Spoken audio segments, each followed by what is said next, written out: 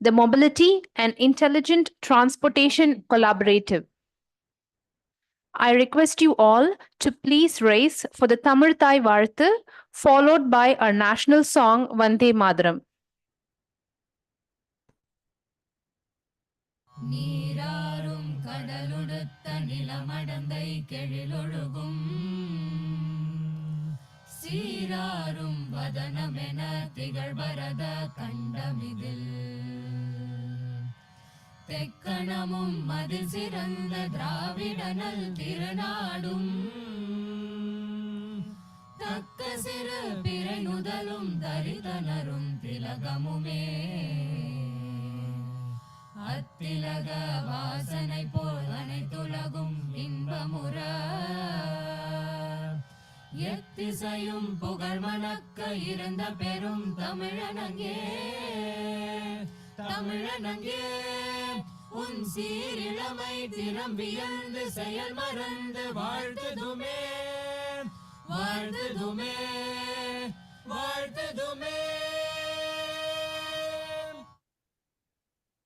Vande Mataram Vande Mataram சுஜலாம் சுஃபலாம் மலயஜ ஷீதலாம்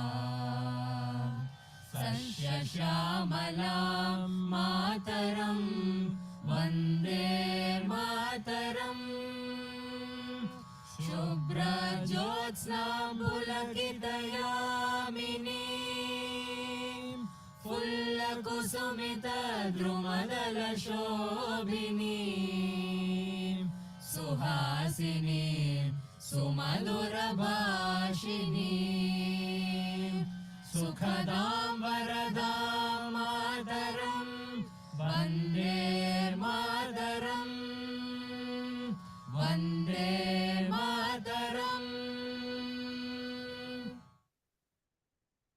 Thank you. I would now like to call upon our dignitaries to be seated on the dais. Professor Mahesh Panchagnula, Dean, Alumni and Corporate Relations. Professor Geeta Krishnan Ramadurai, Faculty in Charge, Mint Collaborative. Mr. Ravichandran Srinivasan, Startup Advisor. Mr. Ganesamurthy Arumugam, Head Engineering, ZF. Ms. Hemalata from Interise, representing Mr. R. Madhavan, CEO, Interise, and Mr. Mohanakrishnan Ethirajulu, CEO, Zera Robotics. A warm welcome to all the dignitaries who have joined online.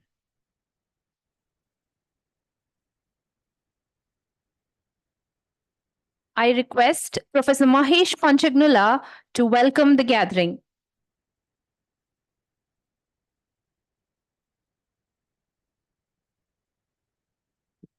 Good afternoon.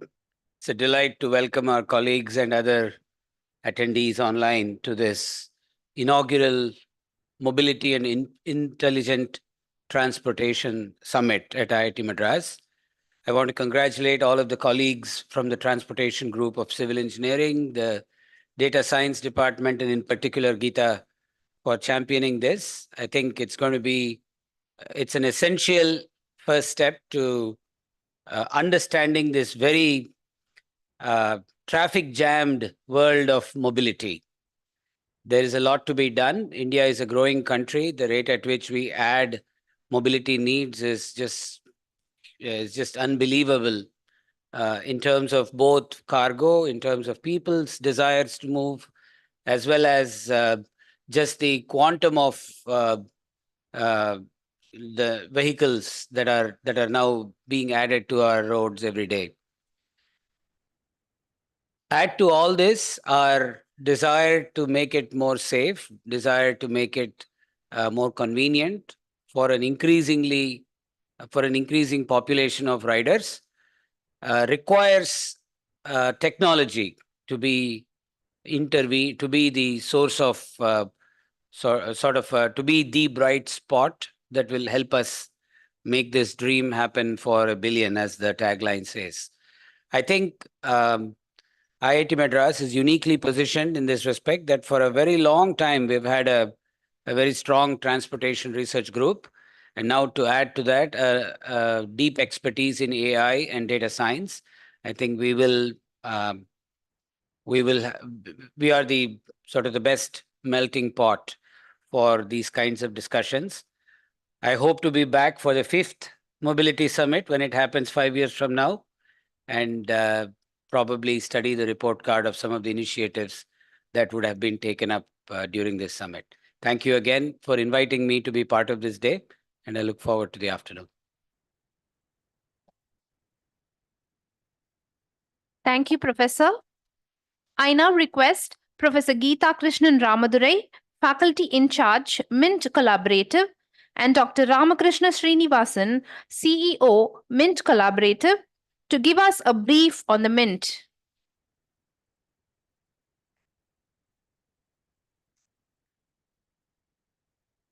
So very good evening to one and all. So like Mahesh said, it's a great occasion today that we are launching the Mobility and Intelligent Transportation Collaborative. So along with Ramki, our CEO of the collaborative, I want to give you all a brief about what is this collaborative all about, right? So we'll start with a small slide deck, and our CEO Ramki will first, talk about what is Mint, and then I'll talk about some of the initiatives that we want to work on as part of this collaborative. All right, thank you, Geeta. A very warm welcome to our chief guest, Dr. Neeraj Mittal, our beloved Dean Mahesh Panchangula, esteemed dignitaries on the dais, as well as the panelists online. Thank you for joining this inaugural summit. So the question is, why are we here? Many of you may have questions. What is Mint and what are its goals? Mint, as you probably have now realized, is Mobility and Intelligent Transportation Collaborative, and in short, the Mint Collaborative. Now, there are a couple of words in this. One is the mobility, and then the second is intelligent, and the third is the collaborative. And we'll talk about why we need all of these things. Mobility, in its broadest sense, is the lifeblood of any society and drives all economic activity. Now, progress in society has been driven by technology, right from when we came out of being a caveman. Most recently, all of this has been accelerated by the use of technology. And more importantly, very, very recently, use of digital technologies. Now, the question is, as the Dean was talking about, and as we are all experiencing, mobility needs to be transformed so it is more accessible, more usable, more safe, more efficient for society. So we are at the crossroads where digital technologies are available, and how do we harness them, and how do we put them to good use? I suppose the slides are moving, or can we make sure we go to the slide? Right. So one of the big aspects of how India is developed and how India is transforming itself is the India stack. It is the long story of how we started with Aadhaar and how that evolved with some of the ideas that actually originated from IIT Madras, the UPI, connecting the people with their banks and making it more democratic, right? And that has evolved further into e-commerce with ONDC, as well as beyond that into the health stack, which was very useful during the COVID-19 pandemic. Now the time has come for mobility. So Mint is here to kind of help with that transformation. Mint is here to create the digital infrastructure that actually allows us to harness the potential of technology to be able to do that. It is not only just using digital technologies, but in the spirit of the India stack, creating digital public goods. Once we have that, it will open it up, it will make it democratic, it will allow people, organizations to build solutions that address real concerns for the society.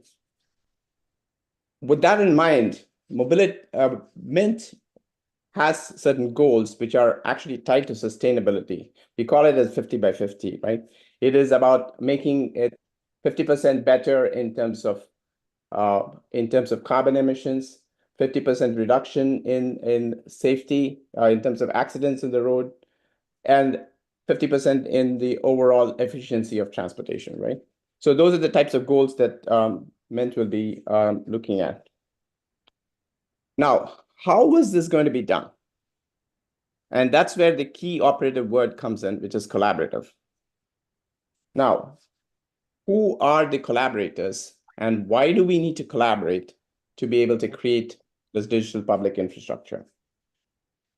When you think about it, digital public infrastructure is actually created best when we have very committed individuals kind of envisioning how it should be put together, envision the concept, and then make sure the technology is scalable, and then kind of disseminating and actually making it happen. In the case of mobility, it is very, very clear that in order to achieve anything like a digital public infrastructure or digital public good, we need three main components of people, sets of people to come together. Of course, the policies and the goals for the nation, goals for a society are established by the government. So we need government. The second very important element or pillar of this is going to be the collaboration from industry, where industry comes in and says, okay, we are ready to solve problems. And then you have the powerful engine of the academia. And IIT is very well positioned, not only because of its history in terms of transportation engineering, data science, computer science, AI, but to actually provide the ideas and actually test out the concepts around it. Now, these three pillars, if you may, they come together, and it is about collaboration to create digital public infrastructure for the common good, which is open source, which is available to everybody, so that more solutions can be built on it. Now, all of this is realized, and in terms of output, in terms of very tangible things, which we would call as components of the digital tech stack. Now, I would like to invite Professor Geeta Krishnan to kind of get into the mechanics of what is this digital stack and what would the Mint Collaborative actually deliver. So I'm going to request Geeta to come in and kind of talk about their vision for the digital stack and how this is going to be achieved. Over to you, Geeta. Thanks, Ramki. So, I mean, we have the secretary with us, and I think he has another appointment shortly. So what I'll do is I'll come back to this just after we finish the launch and we hear from our chief guest today. So I now request Miriam to invite the chief guest for today. Thank you, sir. I take immense pleasure in welcoming Dr. Neeraj Mittal, Secretary, Department of Telecommunications, Government of India, to virtually launch the Mint Collaborative and unveil the logo, its founding members, partners, and the website. Simultaneously, I request the panelists on the dais to flag off the initiative. May I request Dr. Mittal to do the honors?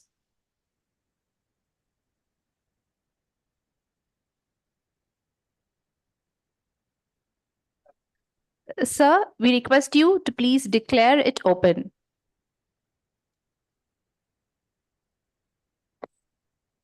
Sir, you are on mute. Can you please unmute?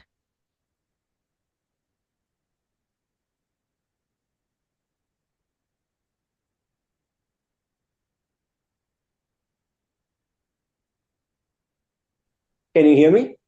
Yes, sir. Okay, I declare it open. Thank you so much. Let's put our hands together as the official logo of Mint is unveiled.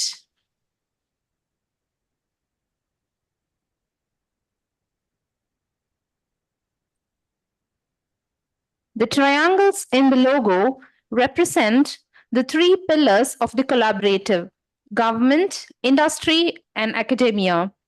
The focus is on future mobility to be discovered. This is embedded in the M hidden between the three triangles. The three colors represent land, air, and sea, while the text is styled on the pathways found in mobility. The colors themselves are subtler versions of the national colors. We built in India and solved the problems for the world. We thank Typetail Labs for this innovative design and all the participants who voted for this. On screen are the founding members and partners of the collaborative.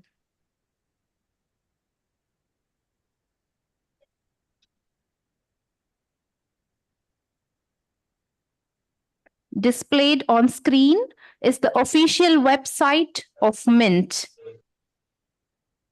You can scan the QR code to access the website.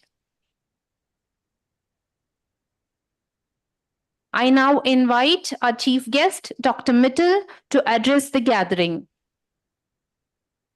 Thank you so much for this opportunity.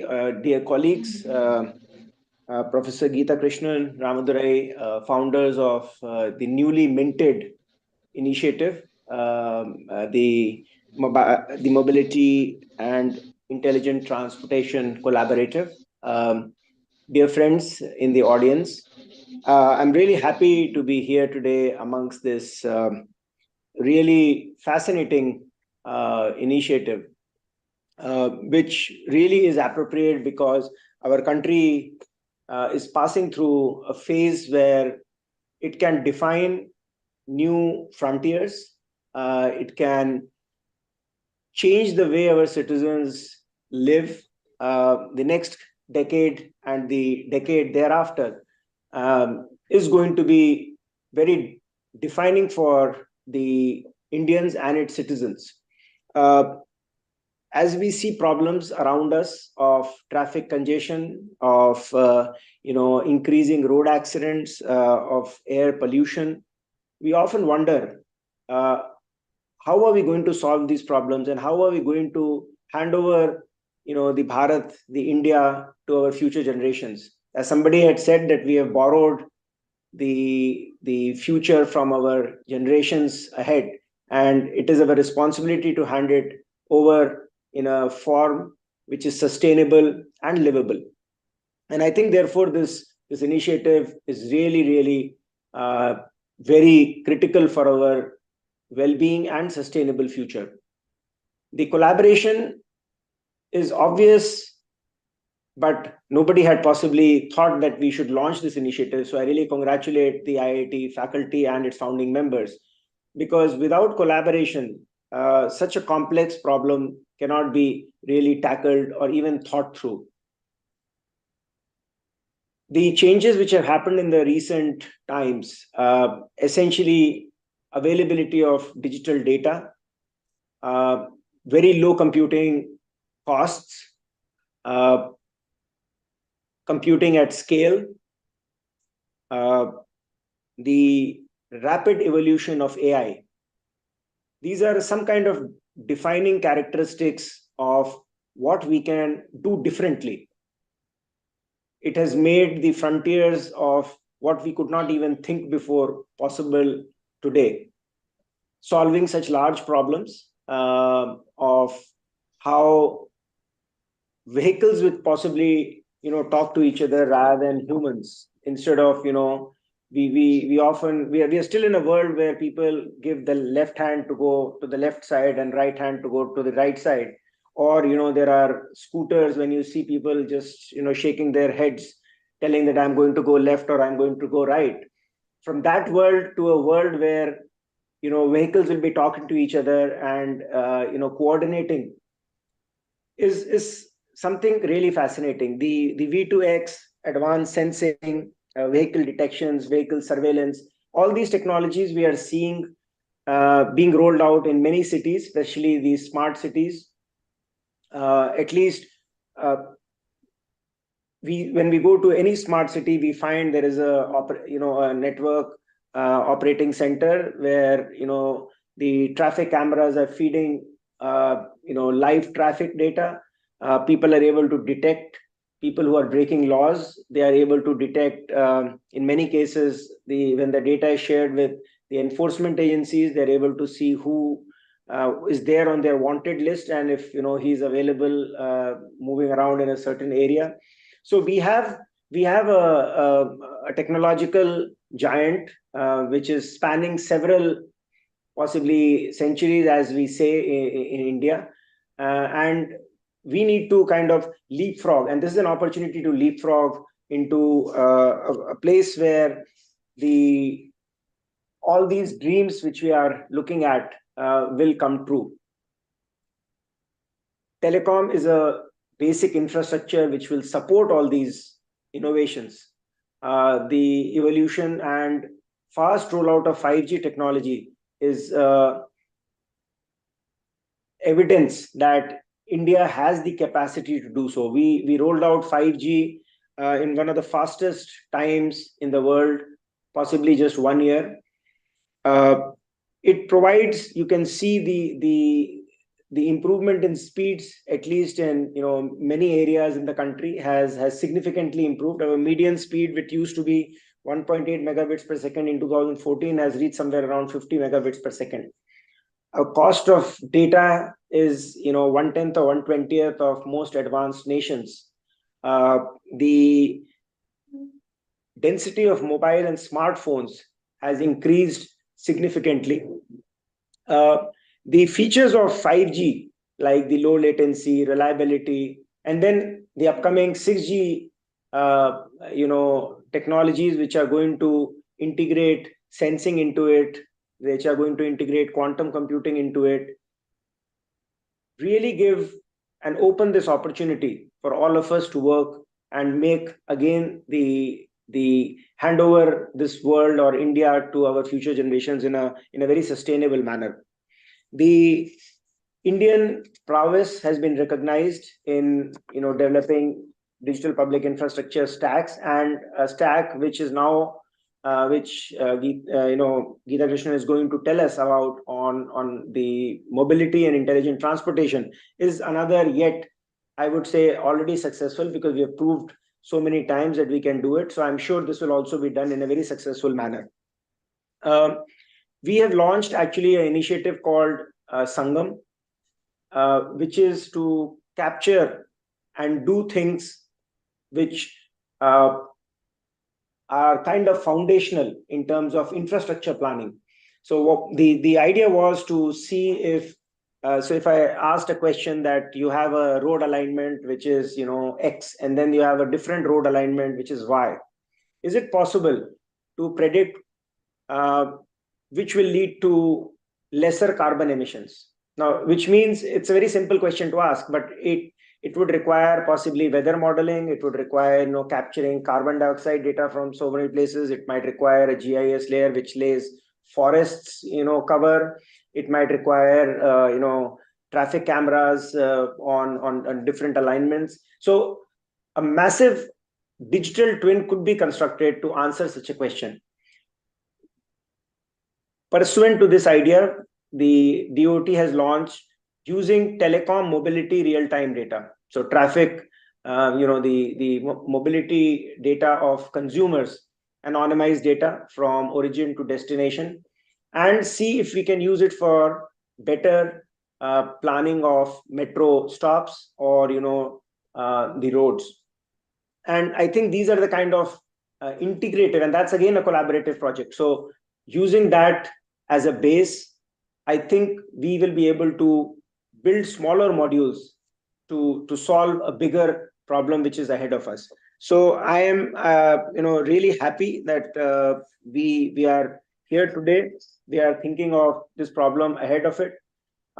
We have also assigned spectrum for transportation projects. So, for example, for V2X ITS technologies, we have allocated 5.9 gigahertz in the NFAP 2022. Between in the 24 to 25 gigahertz and then 76 to 77 gigahertz, we have allowed license exempt use of that spectrum for transport and traffic, telematics, automotive radar applications.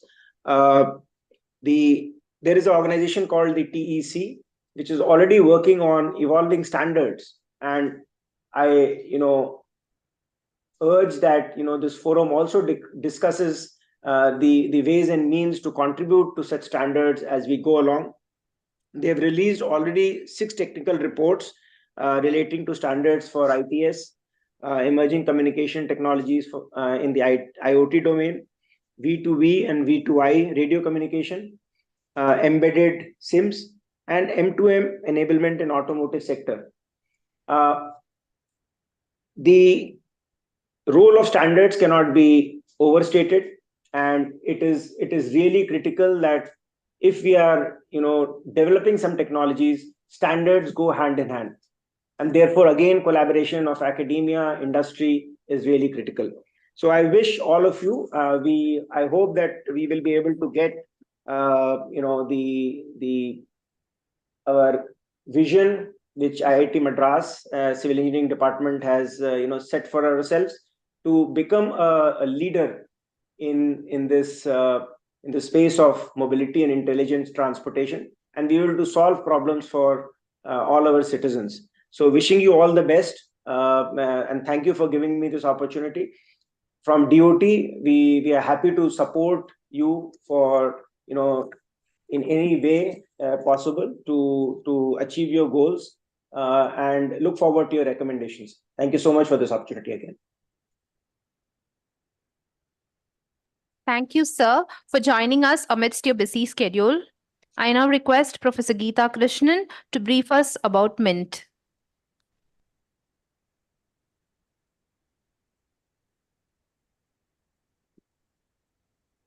Thank you, Dr. Neeraj Mittal, for those inspiring words. I think the Sangam initiative that you've started, I think, is also going to be game changing, and I think all of these in some ways are coming together at the same time, and we're looking forward to contributing towards the Sangam initiative as well. Already Ramki had given a brief about what is why are we doing this MINT collaborative, right? What are some of our goals, right? So I want to get into some of the details, right? What is the how, right? So we already talked about this multimodal mobility stack, right? So technology stack has been redefining our lives. It started with Aadhaar, right? Biometrics. Then we had UPI, right? So there was this very interesting video of a person sweeping, actually had a UPI card, and she said, "I'm doing service. Can you pay me on this?" Right. So that's how much UPI has touched people's lives, right? And later on, we had, of course, the COVID scare, and we had the health stack, which supported us during that time. And now we are talking about ONDC, right? ONDC is kind of transforming digital commerce. So mobility, we believe, is perhaps has multiple layers. It's more complex than the systems that we've seen so far, right? And not only are we touching everybody's lives, but we are also interacting with vehicles. We are interacting with infrastructure, right? That is human as well as other aspects associated when it comes to mobility. And the network of the IoT that we talk about is going to be much bigger, much larger when it comes to mobility, right? As a country, I believe we are pioneers in some of the data that we collect, right? We don't quite advertise this as much, but no country in the world has the kind of e-way infrastructure that India has, right? Every freight that's moving in the country is actually being recorded centrally, right? And this is a wealth of data that we have, right? The financial transactions data, after, of course, sufficient anonymization, is another source of excellent quality data. We have our fast tags, right, on national highways. That's another excellent source of data. I think our EV, especially even in the two-wheeler sector, we brought digitalization even to the two-wheeler, right? So we talked about this only in high-end vehicles. Now you have this tab even on your EV two-wheeler. That has been collecting a lot of data, right? So all of this data is now in silos, right? It's being collected by different departments, different corporate entities. If we can bring all of this together, what we can do with the data, the kind of optimization that's possible, the kind of planning that is possible is something that's beyond our imagination, right? And that's the focus of the Bharat multimodal mobility stack, right? So we want to we talk about collecting data. It's more about collating data. Data is already being collected, bringing it all onto a platform which is usable. So that's going to be the one of the cores of the multimodal mobility stack. This data has to, of course, be assimilated. So then you have the understanding part of it, right? AML models, which can take this data, make sense of it, present it in usable ways, right? In that data archives that people can use. This is one half of the problem, right? With all this data, what do you do with it, right? That's where we come to modeling and analysis. So the mobility stack will also be a repository of models. Typical stacks have been repository of data, but here we also want to have a repository of models. Here again, there is wealth of research happening across the country. So we would like to make this platform open where people can not only feed in data, they can feed in their models, they can feed in their digital twins, right? Imagine 10 years, 15 years from now, when you have almost all vehicles are connected, autonomous also to a certain extent, right? If say Ford doesn't know what Maruti is doing in its vehicles in terms of how it is maneuvering, right? It can lead to chaos on our roads, right? We need interoperability, right? And that's where sharing models is also going to be key, right, for the collective development of mobility. So that's the other half of it. So once you have data, once you have models, we can start measuring the impact, right? We can do much better operations management. We can do much better transport planning, right? And that's the third part of it. Can you go to the previous slide? Yeah. So the stack itself will have a protocol layer, right? That layer is how the world is going to interact with the stack, right? So people are going to be able to feed in data. People are going to be able to, read data. People are going to be able to run digital twins on the cloud using the stack, right? So all of that is going to be possible through this mobility protocol, right? The secretary also mentioned about collaboration. People are not going to collaborate without some value in return, all right? And the stack is going to be able to deliver value for different people at different levels, right? Depending on what their perspective is. The government wants to optimize, make sure the systems are being used efficiently. There are solutions for that.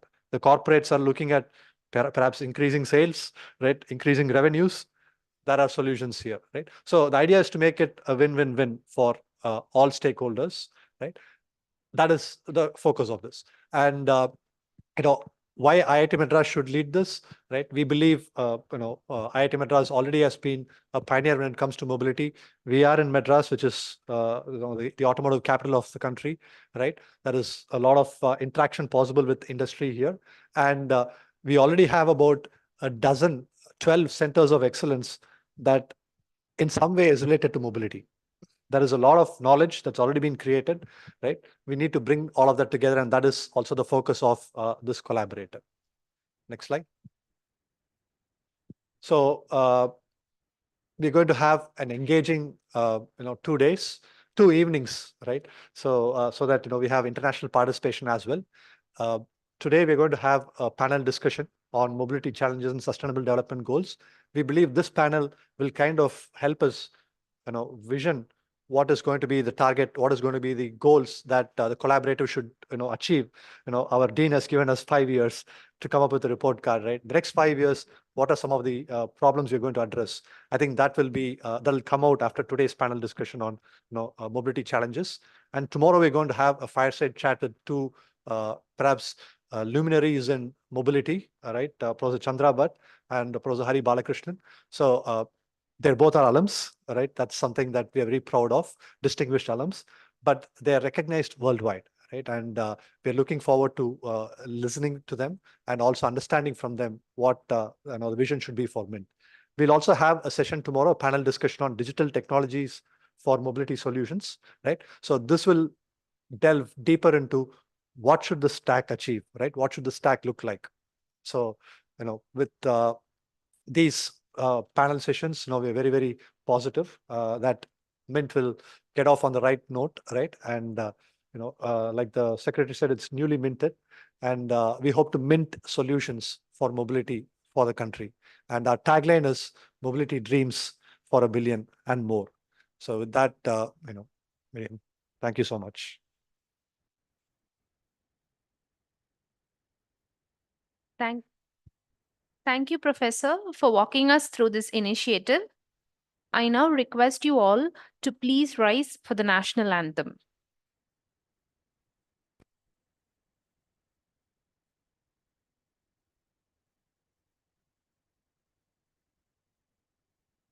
जनगण मन अधिनायक जय हे भारत भाग्य विधाता पंजाब सिंध गुजरात मराठा द्राविड उत्कल बंगा विंध्य हिमाचल यमुना गंगा उच्चल जलधि तरंगा तव शुभ नामे जागे तव शुभ आशीष मांगे गाहे तव जय गाथा जन गण मंगलदायक जय हे भारत भाग्य विधाता जय हे जय हे जय हे जय जय जय जय हे I request you all to please be seated. Today is day one of the summit, and the theme is Mobility Dreams for a Billion. Let us now dwell into the Mint's founding members' roundtable discussion. Mr. Ravichandran Srinivasan, Startup Advisor on the dais, is the moderator for our session. Apart from our panelists on the dais, we do have other panel members who will be joining us virtually. It is my pleasure to welcome Dr. Jennifer Duthie, Head of Innovation at Sintra, Mr. Rajiv Chenan, CEO, You, Me and Us, Mr. Ravi Bulusu, Founder on Mobile, Ms. Padma and Mr. Manikandan, representing Mr. S. Santanakrishnan, Founder and Partner, PKF Sridhar and Santanam LLP. Let's delve into our first session for today.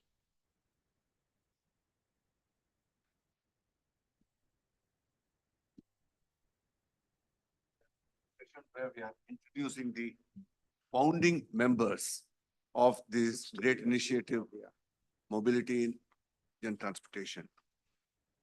We are very thankful to the initial 7 members who have signed up as of today to support this cause and to find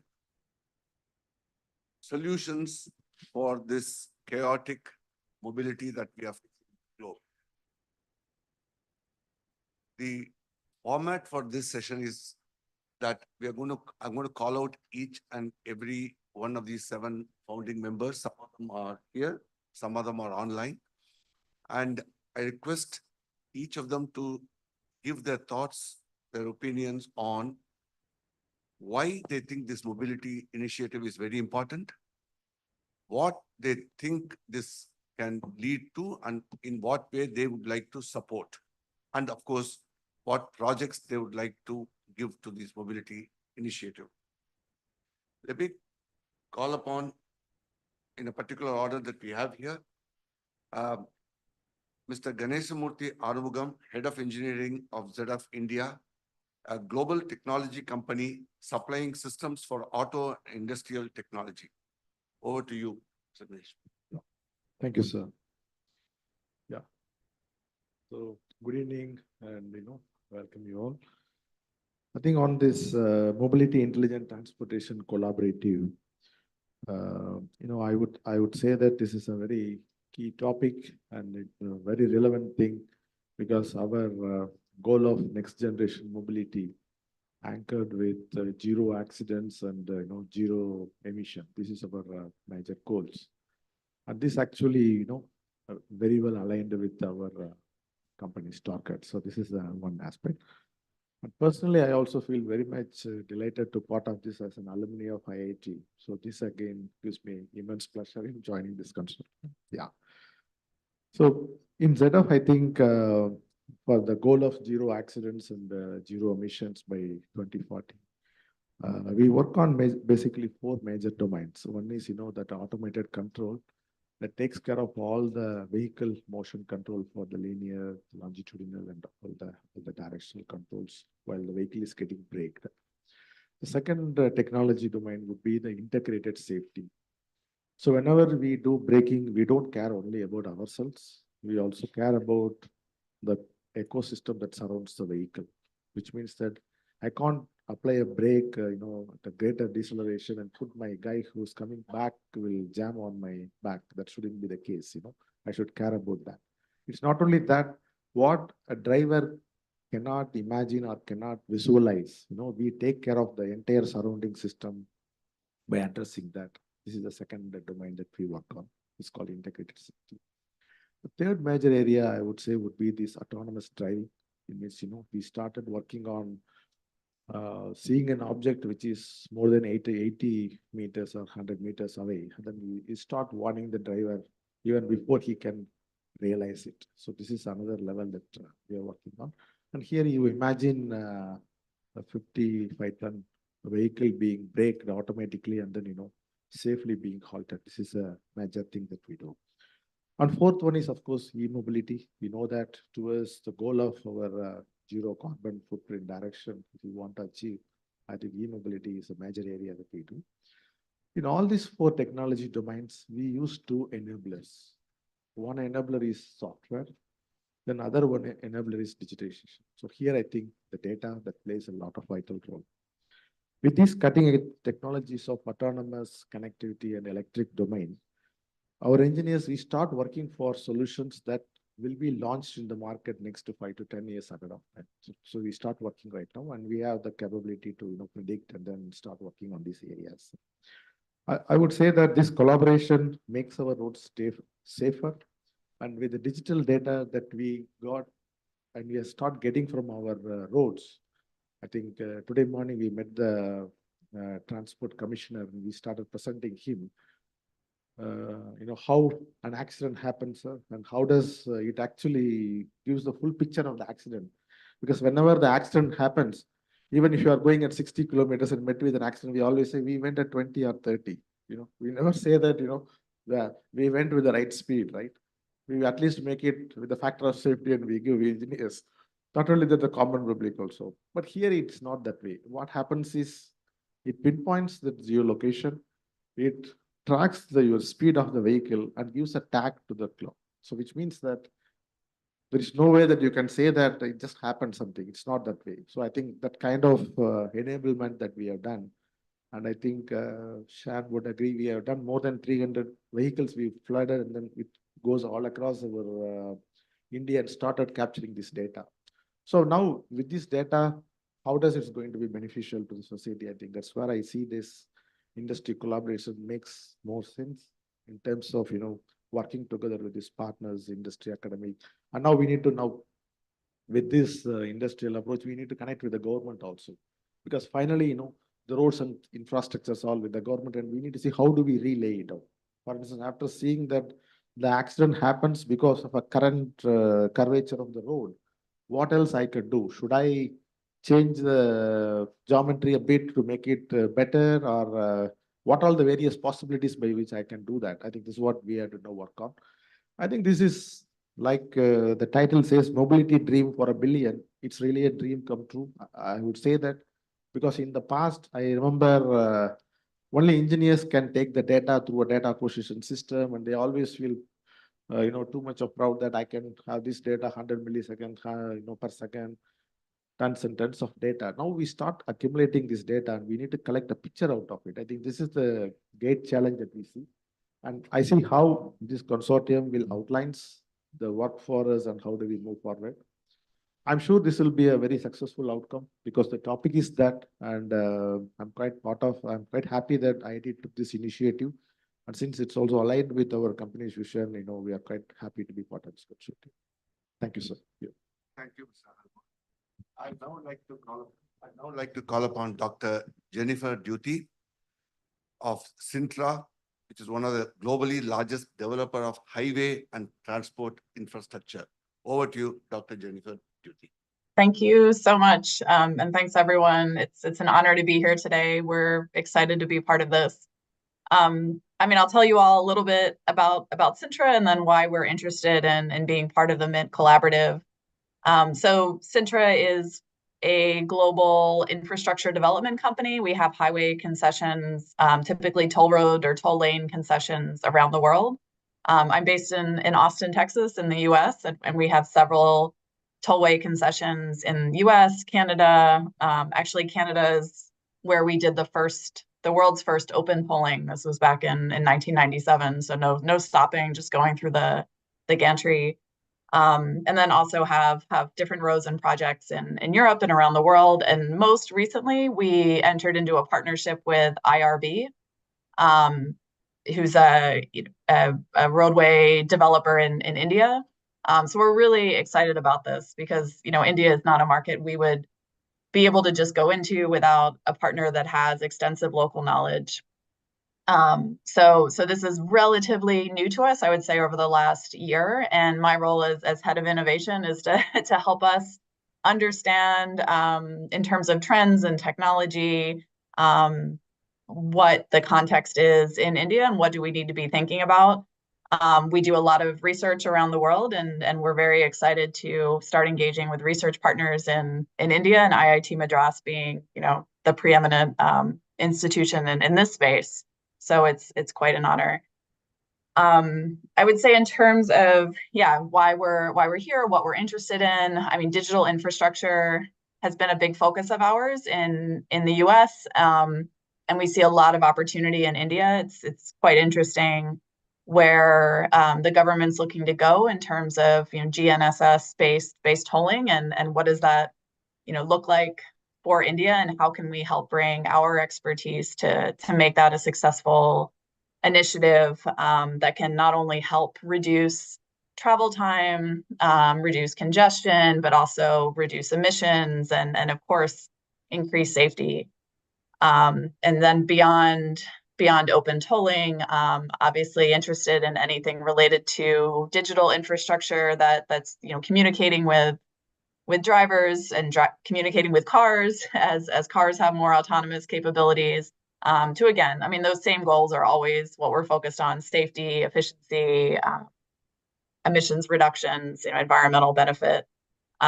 So, I think the Mint Collaborative is a really exciting place for us to be, where we can interact with some of the best researchers in India and the world, other industry leaders such as some of my colleagues on the panel right now.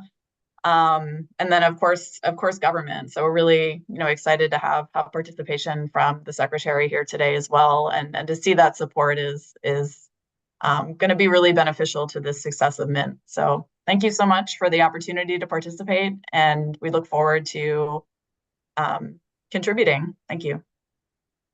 Thank you, Dr. Jennifer Duty. I now go to Interrise, represented by Hemalata. Interrise is one of India's large highway developers and an infrastructure investment trust. So over to you, Hemalata. Thank you, Professor Roshan. Good evening, all. It's a pleasure to be associated with the Mint Collaborative as a part of many initiatives we at Interrise have started to undertake. Being one of a very young organization per se, because we are the first private InvIT in the country, and it's an organic association with for Mint Initiative and with IIT Madras, since we're based out of here. And We are spread in 8 countries with 7,300 lane kilometers and about 4.5 lakh vehicles crossing our toll plazas every day. So we have a two-way interest in Mint per se, looking forward to collaborative contributing, at the same time getting benefits out of it, because I was just trying to look at our asks, our requirement vis-a-vis the M3S, the stack, mobility stack value proposition. So just to have a run through on road safety, low emissions, pedestrian safety, driver assistance system, sustainable mobility, these are common aspects which we at Interrise, being a part of the industry, are working on in multiple areas. So the association is, as I said earlier, is very much organic, and with the extensive interaction, a three-way interaction which we are talking about of industry, academia, and the authority, the government agencies. I think I would like to say that we can add the fourth, the entity who is associated deeply with it is the users of the social infrastructure. So the three-way communication is something which I would like to expand, saying it's a four-way communication, incorporating the users, because we are at our organization are looking at social infrastructure, and I think mobility is predominantly a social infrastructure. So that's where I would like to proposition this, and I think it's going to be a very interesting association. And again, with Professor Geeta Krishnan, I've had multiple interactions, being as both as alumni and from the industry perspective. So I think welcome to all, and looking forward to a great value proposition out of our Mint initiative. Absolutely right. This is to benefit the society, and our CEO, Dr. Ramakrishna, did mention that the ultimate goal is to deliver digital public goods. So we have the public, the people, right in the middle of whatever we want to deliver through this value proposition. Thank you for pointing it out. I now go to the next company, Zera Robotics, represented here by Moini. They are experts in underwater and surface drones. Over to you, Moni. Good evening, everyone. Welcome to the Mobility Intelligence Summit, esteemed guests and Mint members. I'm Muniveta Krishna and co-founder of Zera Robotics. We are honored to join today to address the critical aspects of mobility that often goes unnoticed, sustainability and safer mobility. I would like to thank Mr. Ramkisar and Professor Geeta, who structured the Mint initiative, and as it correlates with our vision, we joined in the Mint initiative as a founding member. When it comes to mobility, we're all thinking about smart urban mobility for autonomous vehicles to air taxis. And we are at Zera Robotics are working to solve mobility problem by unlocking the potential of safer water-based mobility. Waterways is our greatest natural infrastructure for mobility, as our history tells us from Chola dynasty till now. Waterways are used for trade and commute, as fishermen's commute one of the key challenges as today. With India's extensive coastline spanning thousands of kilometers, as its importance of waterways has grown nowadays. Fishermen rely on this mobility for their livelihoods, venturing out each day to harvest the bounty of the sea. However, they also face numerous challenges, from unpredictable weather patterns to diminishing fish stocks and safety concerns. In the world where urbanization and population growth continues to exert pressure on our cities and natural resources, finding sustainable transportation solution is more crucial than ever before. While more attention has to be given, rightly focused on electric vehicles for land-based transport, we must not overlook the importance of sustainable marine mobility. So why is sustainable marine mobility so vital? And first and foremost, our water bodies are a precious ecosystem that demands our utmost care and protection. So traditional combustion engine powered boats contribute significant to water pollution, noise pollution, and greenhouse gases emission, posing a great threat to marine life and fragile aquatic habitats. It's time for us to recognize the urgent need to transition to cleaner and greener alternatives.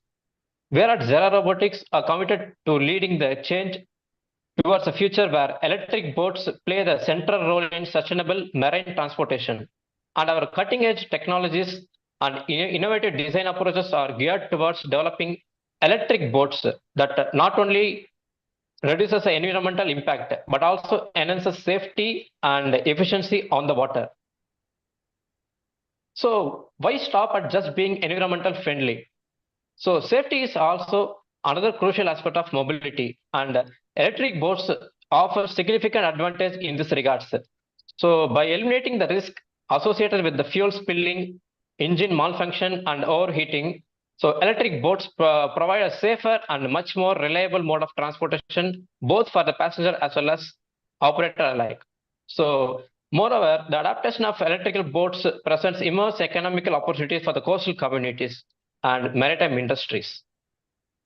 In Zero Robotics, by investing in development and the deployment of electrical boat infrastructure, we can able to create new job opportunities, stimulate local economies, and foster innovative in marine sector.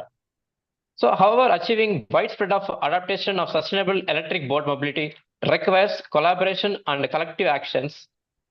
Governments, policymakers, industrial stakeholders, and public must come together to support the initiative that promotes the transition to cleaner and safer waterborne transportation solutions. In this, where IIT Mint's initiative can enable us to reach potential stakeholders.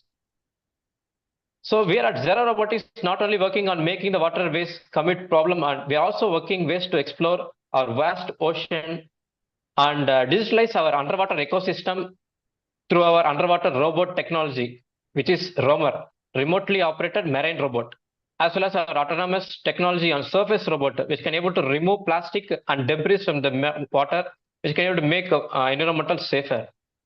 As we are gathered here today at the Mobility Intelligence Summit, let us pledge to work hand in hand towards a future where sustainable marine mobility is not just a possibility, but a reality.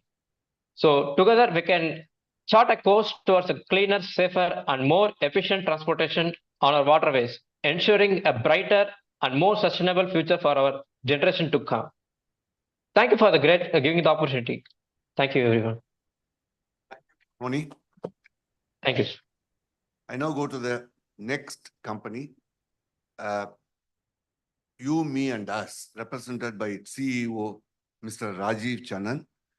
They bring innovation to transform transportation and logistics with environmental sustainability. Over to you, Mr. Channan. Thank you, Mint. Thank you for the opportunity of being the founding member. As You Mendes, which is primarily called You, Me, and Us. We are developing technologies primarily to bring sustainability on surface transportation. And our focus is primarily to make sure that the transportation system improve the asset productivity, say, for example, land and energy, by 100 times.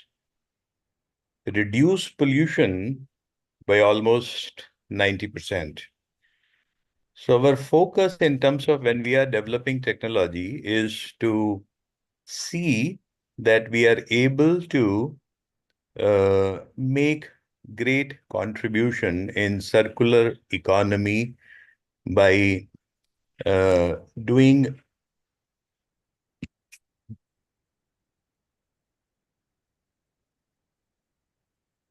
by improving productivity and bring sustainability. The right focus for us is that we are able to bring capacity, performance, primarily in case of India, as we all know, that surface transportation, which is mostly depicted by road in India, especially for freight transportation, is always congested. And given the fact that road and rail offer, the limited capacity, being legacy systems, requires huge amount of expansions, given the kind of growth, both economic prosperity and population growth, and also on urban migration. Our focus is to transform surface mobility so that they are able to offer the capacity if we build them without uh, acquiring, say, for example, land or assets, the natural assets, and bring the energy efficiencies to reduce the carbon footprint. Then that would bring definitely a transformation that in normal case, infrastructure development is associated that it has to come at the expense of environment. Our company is focusing that we can accelerate infrastructure development along with environmental improvement. And this key thing that we are able to do this with commercial, economic, and environmental viability and sustainability. So currently, we are focused on the major logistic hubs, which are seaports in India and globally. As we all know, Indian ports require capacity, and global major ports require major reduction in carbon footprint. So we do offer that technology which can achieve that. In order to move to accelerate the deployment of such technology, as we can all imagine that it's a digital era, any kind of digitization, any kind of transformation would require massive amount of digitization. And this is where we think this association, this platform would be able to accelerate the deployment, implementation of any technology which will come in future, in near future, in transportation to bring sustainability. So that's what we are doing. Thank you. Thank you. Thank you, Mr. Rajiv Chandan. We now go to the sixth founding partner, member, Onmovil, represented by Mr. Ravi Bolusu, the founder. This company is providing end-to-end tech solutions for supply chain and logistics. Mr. Bolusu. Hi, I hope you folks can hear me. All good, I suppose. So I'll keep my introduction a little more casual. Basically, like Sir introduced, I'm the co-founder and CEO of Onmovil. We are a supply chain and a logistics technology platform for focused primarily for OEMs, manufacturers, distributors, retailers. And so day in and day out, we deal with problems that are related to logistics. I'll just correlate why this initiative is a lot to me. I happen to be fortunate enough that Mr. Rajay Gumala, Ramki, and Geeta, they had a chat with me. They reached out to me. I was so happy about that, that they reached out to me. And I think Ramki was explaining the kind of problems that Mint was trying to solve. And it resonated with me on day one. And the reason is a couple of examples I'm going to give you. Okay, I'm talking about a couple of few huge major OEMs, India's biggest OEMs. One OEM had a huge problem where he was shipping his material to a destination, and along the way, when the carrier, the vehicle carrier was driving, basically it hit a low-hanging, high-tension pole, and the entire material burned down to ashes. Okay, the truck and its material burned down to ashes. In another case, a huge petroleum customer who we work with came back to us saying, Ravi, we have this humongous problem of safety on the roads because the drivers that we work with, when they carry our material, it almost always happens that our second biggest cause of losses that we deal with is because these drivers are unable to negotiate proper curvatures on the roads. They struggle to differentiate between how you want to drive when when the vehicle is carrying load versus when it is not. And when you're hitting a 30-degree turn, you try to negotiate the curve at the same speed. You're going to have severe safety and accident issues.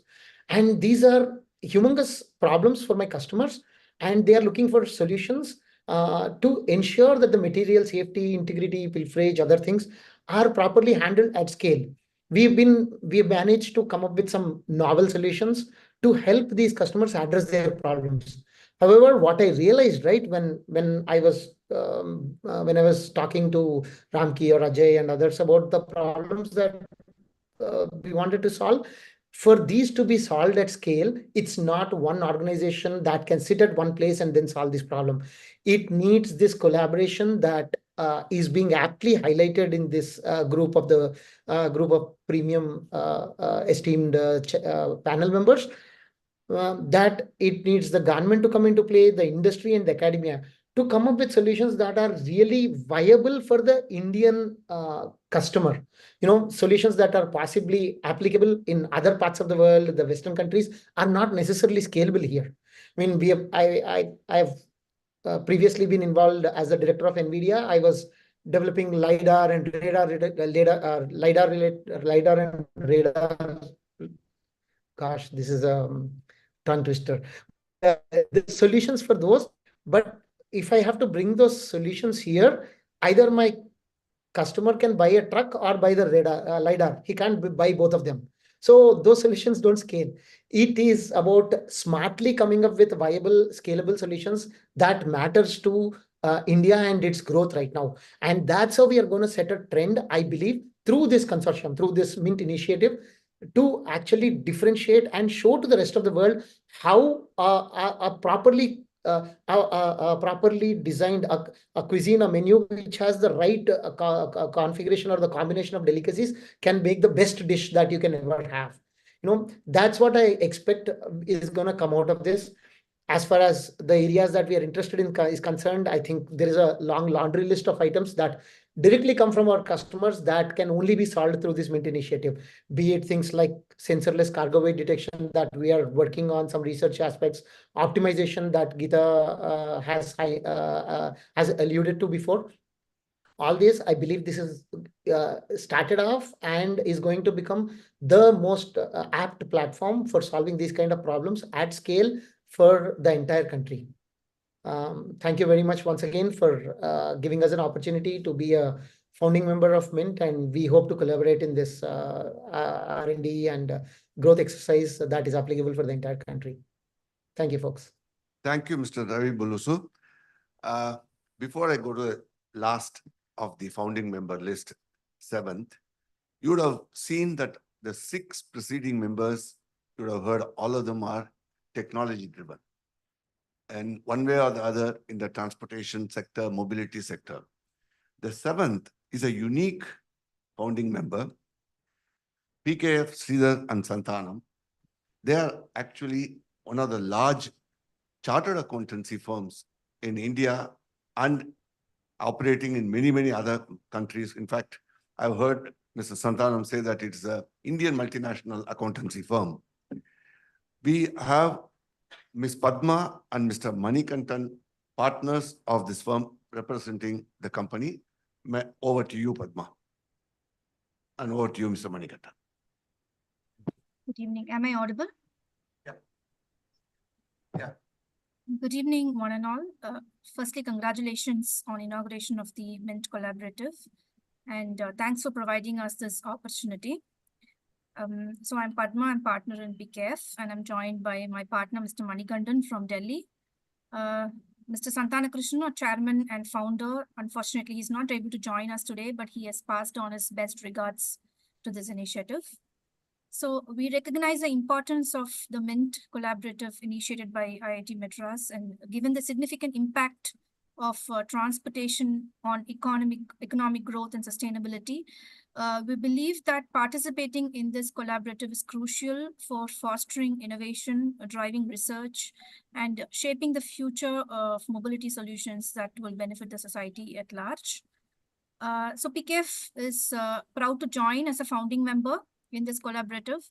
While I'm sure a chartered accountant firm may not be the conventional participants in initiatives like these, our involvement definitely underscores the holistic approach necessary for such ventures. So just to give a brief about our firm, we have 5 offices in India, and with 24 partners and about 1,000 staff. We recently celebrated our 45th year in this industry, and we are not a traditional audit firm, and I think that's one of the reasons why we are here. We have varied expertise in different industries, and specifically expertise in logistics, infrastructure, and transportation sectors. We're already working with regulators like in air mobility, like financial analysis for ERA. We have several compelling reasons to be part of this transformative initiative. Firstly, we have the opportunity to contribute to the research and development activities which are aligned to the future trajectory of mobile technology. And as a firm committed to innovation and excellence, being at the forefront of such groundbreaking initiatives deeply resonates with our core values. Additionally, our involvement also allows us to play a role in nation building, which we're very proud of, and contributing to the digital infrastructure and solutions that will have far-reaching social and economic implications. And we believe that we can broaden our horizons, create professional network and meaningful associations, mutually grow and have success in this initiative. So when it comes to what kind of projects we would like to collaborate with, we believe that our expertise in financial management, regulatory compliance, and stakeholder engagement positions us as valuable contributors to the success of such endeavors. The financial management, budgeting, and risk assessment can provide insights into valuable economic viability and sustainability of these projects. Additionally, I believe that chartered accountants, being trusted advisors to business and organizations across sectors, we can act as impartial intermediaries, facilitating collaboration, establishing good governance practices, and consensus building among diverse stakeholders. Our chairman, Mr. Santanakrishnan, has been on the board of eminent companies, and I'm sure we can use his expertise to establish good governance practices into this collaborative. We believe that our involvement would add depth and breadth to this collaborative effort to achieve its objectives. We are eager to undertake projects that align with our expertise while also contributing to the overarching goals of the collaborative. Specifically, we are keen to engage in projects that focus on leveraging data analytics and financial modeling to optimize multimodal freight planning in collaboration. And we are committed to actively championing projects that drive innovation and sustainability, inclusive growth within the realm of intelligent transportation. Best wishes to one and all for making this mobility dream a reality, and looking forward to active participation in the future with all the esteemed panelists and other members. Thanks for this opportunity again. Just in addition to what Padma mentioned, I'll just add a couple of other points. One is we spoke about the circular economy and the sustainability. The sustainability comes beneficial only when it is quantified. So being an accountant firm, we would like to account and quantify the sustainability measures, what you're going to come out with in this kind of projects. And two is, I think any of these projects would be very successful, and it will be beneficial and it will add value when it is when the cost is feasible and when the financial feasibility is taken care of. Being a financial expertise, we would be in a position to add value in that. And I'm sure this collaboration is going to add value, and it is going to aggregate to 1 billion very soon. And all the very best for the collaboration. Thank you for taking us in. Thank you. Thank you. Thank you, Padma, and thank you, Mr. Manikandan. PKF association with the Mint Collaborative is going to be a very unique one. You highlighted the financial compliance and other areas. We also hope to use your breadth of contacts that PKF has, which I know very well, to engage more companies and bring them more into this initiative. Thank you.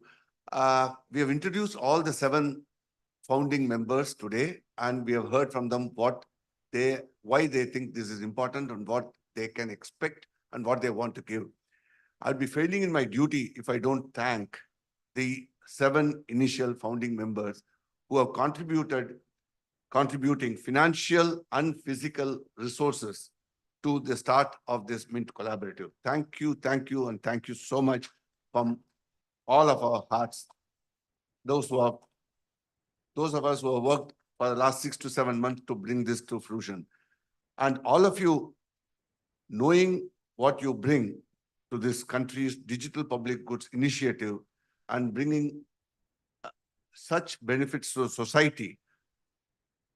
Thank you so much for joining us in this endeavor in the very first day of this initiative.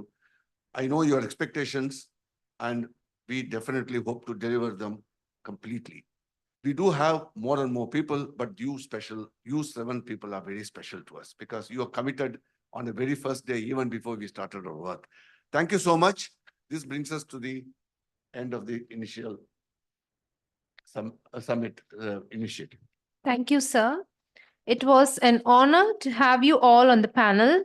We know your time is precious, and we are immensely grateful for you were able to carve out some time with us. I would like to call upon Professor Geeta Krishnan to felicitate our panel members and our moderator.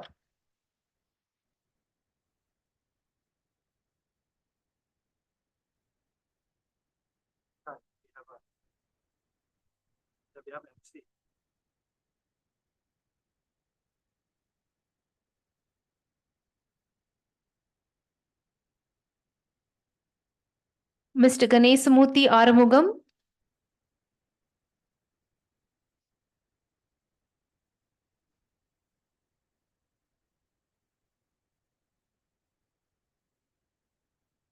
Ms. Hemalata.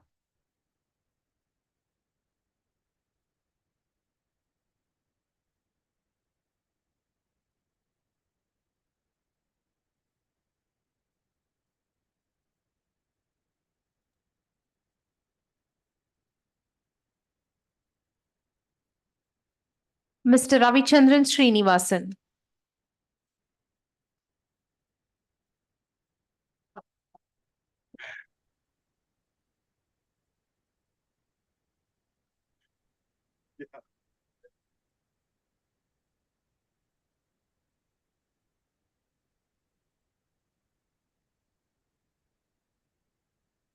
Thank you, sir.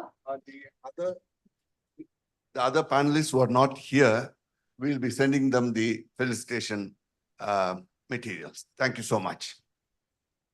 We do have the logo stickers put on your kit. I request you all to please place the logo stickers on your tags and files. Ladies and gentlemen, it's time to refill ourselves with a 15-minute tea break. High tea has been arranged in the annex dining hall outside this hall. Thank you.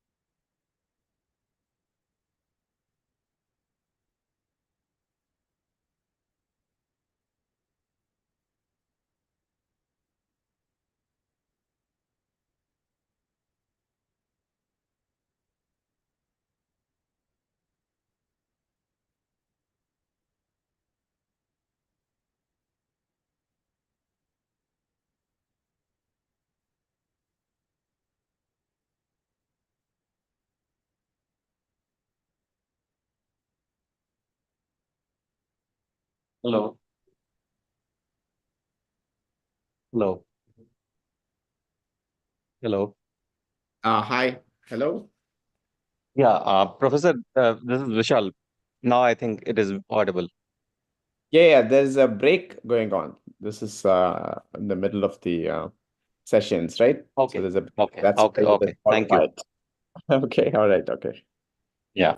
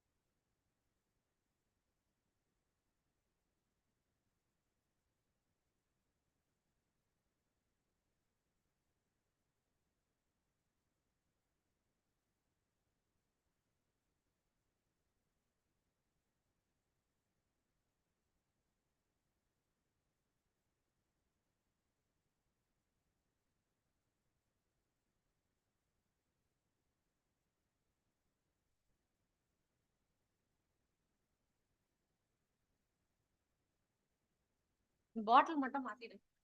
நீங்க அந்த சேர் எடுங்க. சரி, அந்த சேர் மட்டும் எடுங்க. The flag is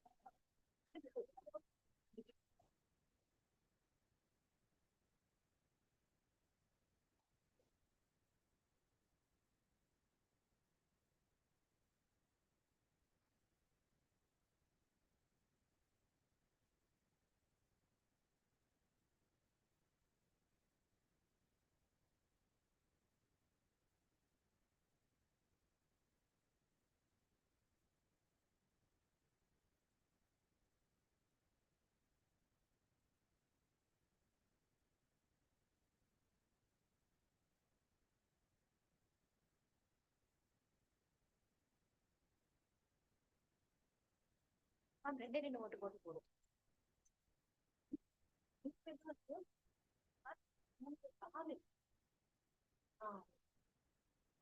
என்ன order பாரு.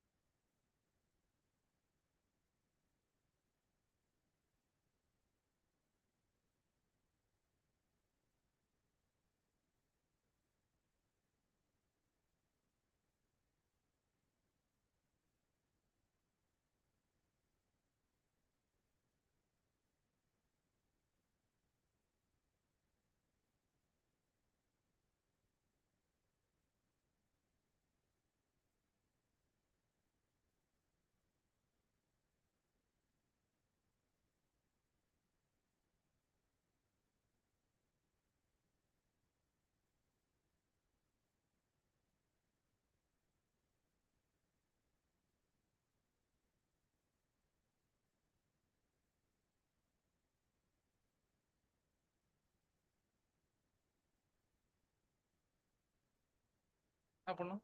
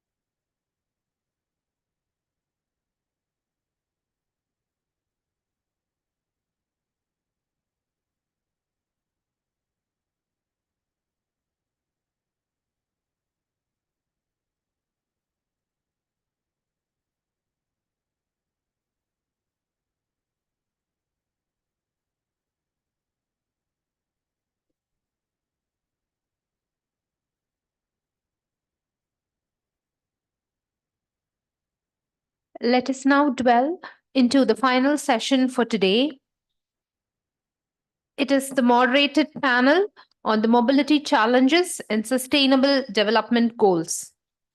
It is my pleasure to invite Mr. Surendra Kumar Ahirwar, Joint Secretary, Department for Promotion of Industry and Internal Trade, Government of India. He is the moderator for our session and he will be joining us virtually. It is time to invite our panelists who are in person for today. Dr. Ailur Subramani, Vice President, Renault Nissan, Technology and Business Center, India. Mr. I. Jayakumar, Member Secretary, Chennai Unified Metropolitan Transport Authority. Professor Satyanarayanan R. Chakravarti, Professor, IIT Madras. And Dr. Venkatesh Prasad, VP Innovation, Center for Automotive Research, MI, USA.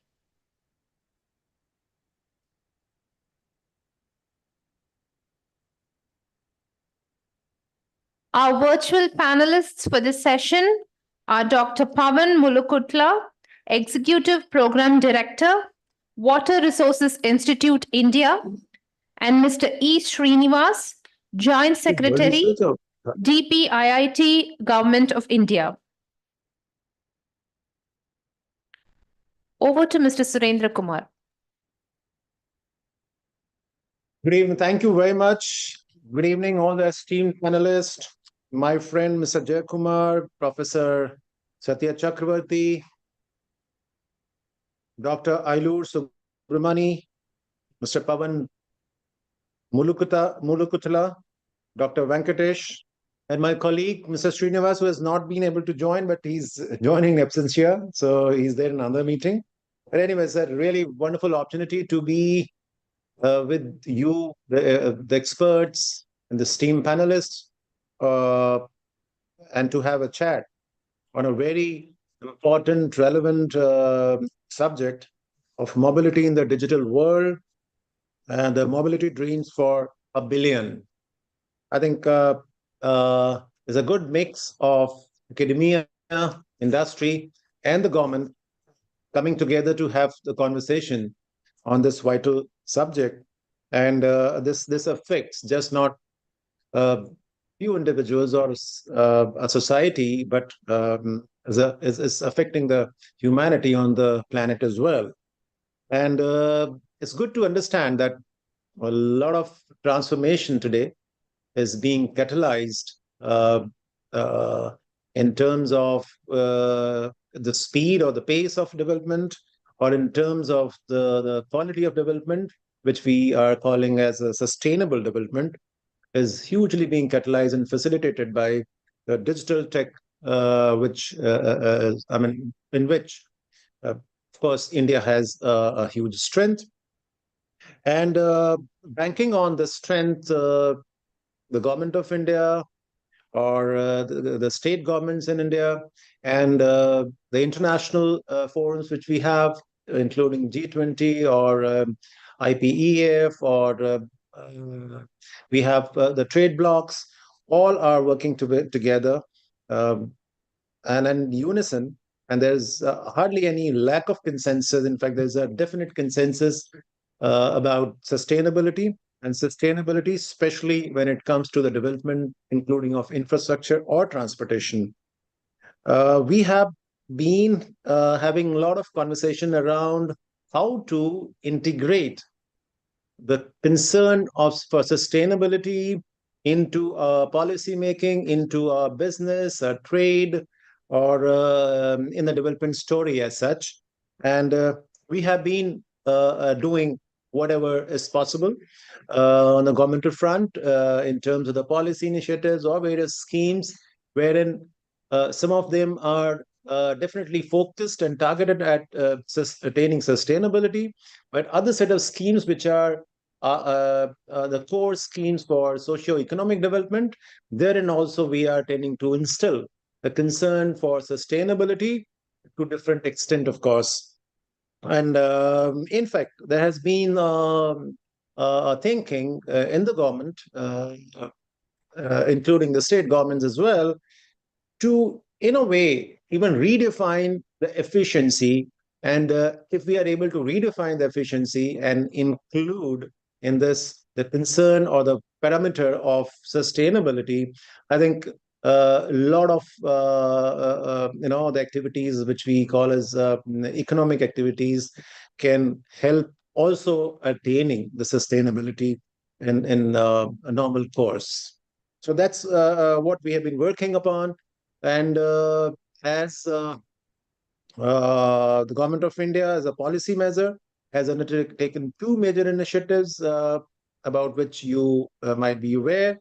One is which is looking at development of infrastructure, which we are calling as PM Gati Shakti National Master Plan, which is truly a transformative approach for development of infrastructure, which brings together all the organs of the government, adopting a whole of the government approach when it comes to planning of infrastructure.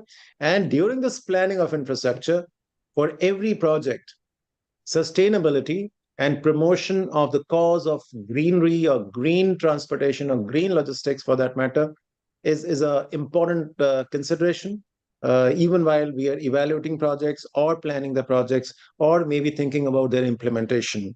So that has been a big initiative, and that is fetching us very good results. In addition to this PM Gati Shakti National Master Plan, there is another initiative which we are calling as National Logistics Policy, which looks at the digital component as well as the phygital component, along with the human resource aspect of the logistics sector or the transportation sector as such. And under that, there has been extensive adoption of the digital technology, and which is helping us in a big way in attaining that efficiency with a human face, or efficiency plus sustainability being taken care of through that. So there are various facets of the policy, national logistics policy. I may not have time to touch upon every aspect of that, but it is published on the web. And I would request you all to maybe have a glance through it, which will definitely let you know what government is intending to do through this policy and how we are intending to attain this objective of sustainability also, besides the socio-economic development.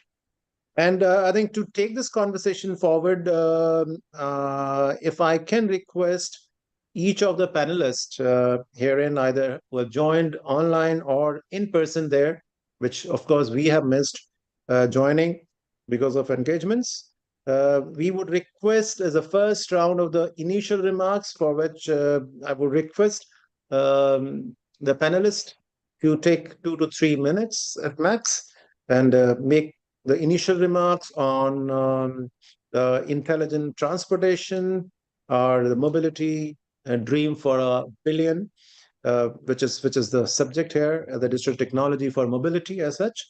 And to start with, if I can request my colleague, my friend, Mr. I. Jayakumar, who has been heading or as a member secretary at Chennai Unified Metropolitan Transport Authority, to make his initial remarks. Mr. Jayakumar, please.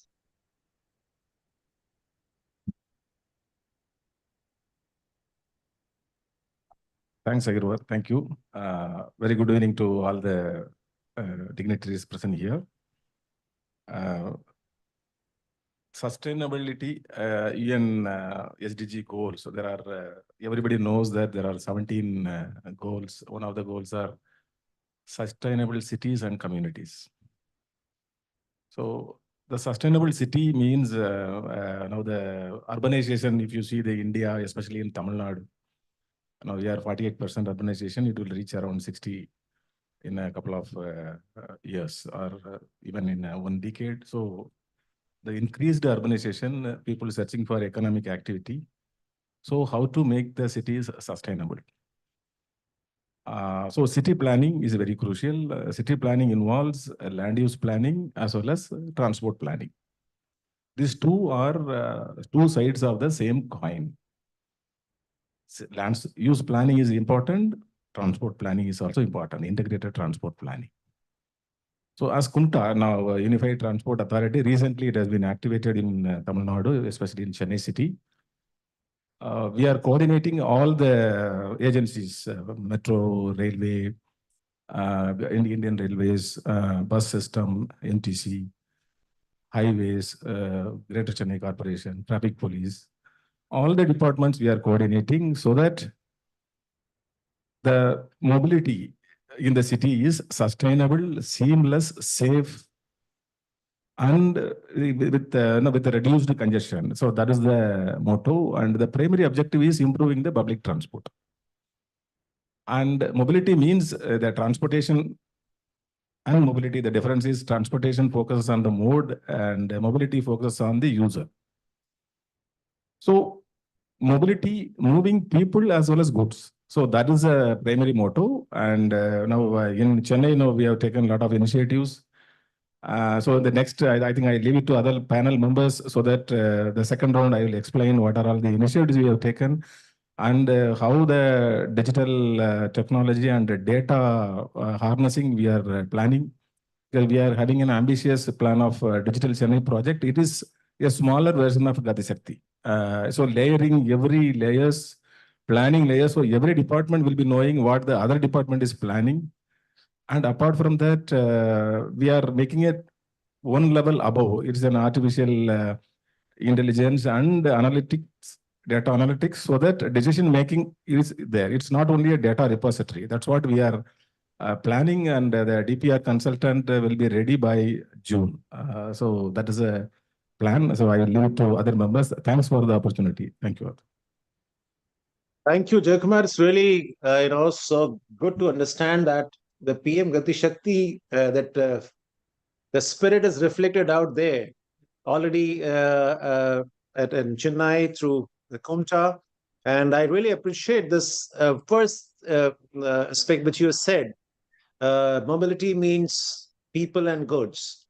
Generally, when it comes to the mobility aspect, we tend to consider the requirement of the passenger transportation as demand and requirement of the goods transportation as a problem of transportation in any urban transportation ecosystem. So, I mean, it's good to hear that transportation is being looked at for both, for people and the goods, and also good to understand that you're focusing just not on efficiency, but also on sustainability aspect in the transportation. With this, may I request now Professor Satya Chakravarti from IIT Madras to make his initial remarks on the subject, please. Thank you so much. I think I'm going to be a maverick here. So thanks to Mr. Jayakumar. I think, in fact, I learned the distinction between mobility and transportation in a panel that we were actually sharing stage on maybe a month ago, right? Which is actually super important for us to understand. I don't know how many of you already know this, but this is something that was new to me at the time. And he mentioned this again, which is transportation is actually mode specific, mobility is user specific. And that's actually super important. We have to look at people or goods, look at track. So when somebody is actually moving out of their homes and going to their final destination, what is the different stuff that they do? Right? Or if a particular goods is actually going from place A to place B, what does it do? That's the kind of thing that we should be looking at instead of being mode specific. Whereas classical engineering, I was just talking to one of my former students who is, I think, in the audience here, and I was asking him, I'm from aerospace engineering. So he also does aerospace engineering, but a smart guy, he actually moved on to this broader mobility theme, right? Where he has now gone back to tracking road vehicles and all that stuff, right? So, but in aerospace engineering, we miss this point, right? When we start all through 4 or 5 years, we basically say, what's the plane all about? How does it look like? How are the wings like? Blah, blah, blah. But we don't actually figure out like, okay, there is somebody sitting inside or something that is there. And so on. We just don't even worry about that, right? So if you're a mode specific guy, you just only get stuck there. You don't think about this multimodal. What is the maverick part that I'm going to actually present over here? The problem with the mobility people is that you're always worried only about the existing modes of transportation, right? I want you to challenge you to challenge people like us who are the mode specific people to ask the question, what are the new modes of transportation that we need to have that will actually make your mobility even better? I'll give you 4 examples, not just one, right? I'm making electric planes. And these are eVTOLs, electric vertical takeoff and landing. We want to have public spaces out of which we can take off vertically and go to some other place and then land vertically. That has a huge limitation in terms of capacity. It's kind of like maximum of for a four-seater or a five-seater. But what if I want to actually do more like a public transport out of aerial mobility within a city or within suburbs and so on? Can I use rooftops of uh, your metro stations? You see all these metro stations have these curved rooftops. I really hate it. Why can't you make it flat so that I'll actually be able to land a plane? Okay. And that becomes an intermodal transportation that is possible. And so so I can actually make a nine-seater, right? That's a very simple example, right? The next one that we have been actually working with Kumta on, by the way, is Hyperloop. So I want to not think about just one city. I want to have an intercity metro. That means I want to go from Chennai to Bangalore in 15 minutes, Bangalore to Mumbai in another 15 minutes, Mumbai to Ahmedabad in another 10 minutes. From there, right, we want to actually have a metro network that connects all the cities, right? What are we doing about that? I can talk about it. Okay. But I'll also talk about two other possibilities that are in the realm of the future. What are you doing about challenging us to make a plane that will actually take you from Chennai to San Francisco in 4 hours? That's mobility. There are a lot of people who are actually doing that. What are we doing about it? We are not even challenging ourselves to think about these things. And the fourth one is out of the world. Is it possible for me to actually have submarines that take people from Chennai to San Francisco under the water, which will actually be a shorter route than going up? These technologies exist. We are just not commoditizing them for public use, simply because there is not enough research that's happening. So the emphasis here is it possible to actually plow money and focus on research and future modes that will actually make mobility even better? Think about what could be these mobility options that you will have in the future instead of just getting stuck with existing modes that you want to solve. You're actually solving yesterday's problem today instead of thinking about what we will be tomorrow. This is the maverick part of me. Thank you. Thank you, Professor. It's really truly a maverick kind of statement. And you're just not thinking about out of the box, but out of the world, definitely. And that is what is required. And as far as challenge is concerned, you have challenged yourself. The situation is challenging you, and you accept the challenge, and therefore you are even thinking about electric airplane or the Hyperloop. Hyperloop, we can understand it's been researched outside, but again, we have not done our own research probably. But the future may probably see the original research also done in Indian context of the Hyperloop. And with this, may I also now request Mr. Pavan Mulukutla from World Research Institute to make his initial remark, please. Thank you, sir. Good evening, good morning, everyone. Apologies joining virtually, but very interesting conversation that I've been listening to. And so I'm with World Resources Institute, not with Water Resources Institute. So I just want to reiterate that, and I work on mobility, clean air, and hydrogen. But coming to what's being said, we need to really start looking at how do we solve problems at scale and at systems level, right? I think India really today needs that.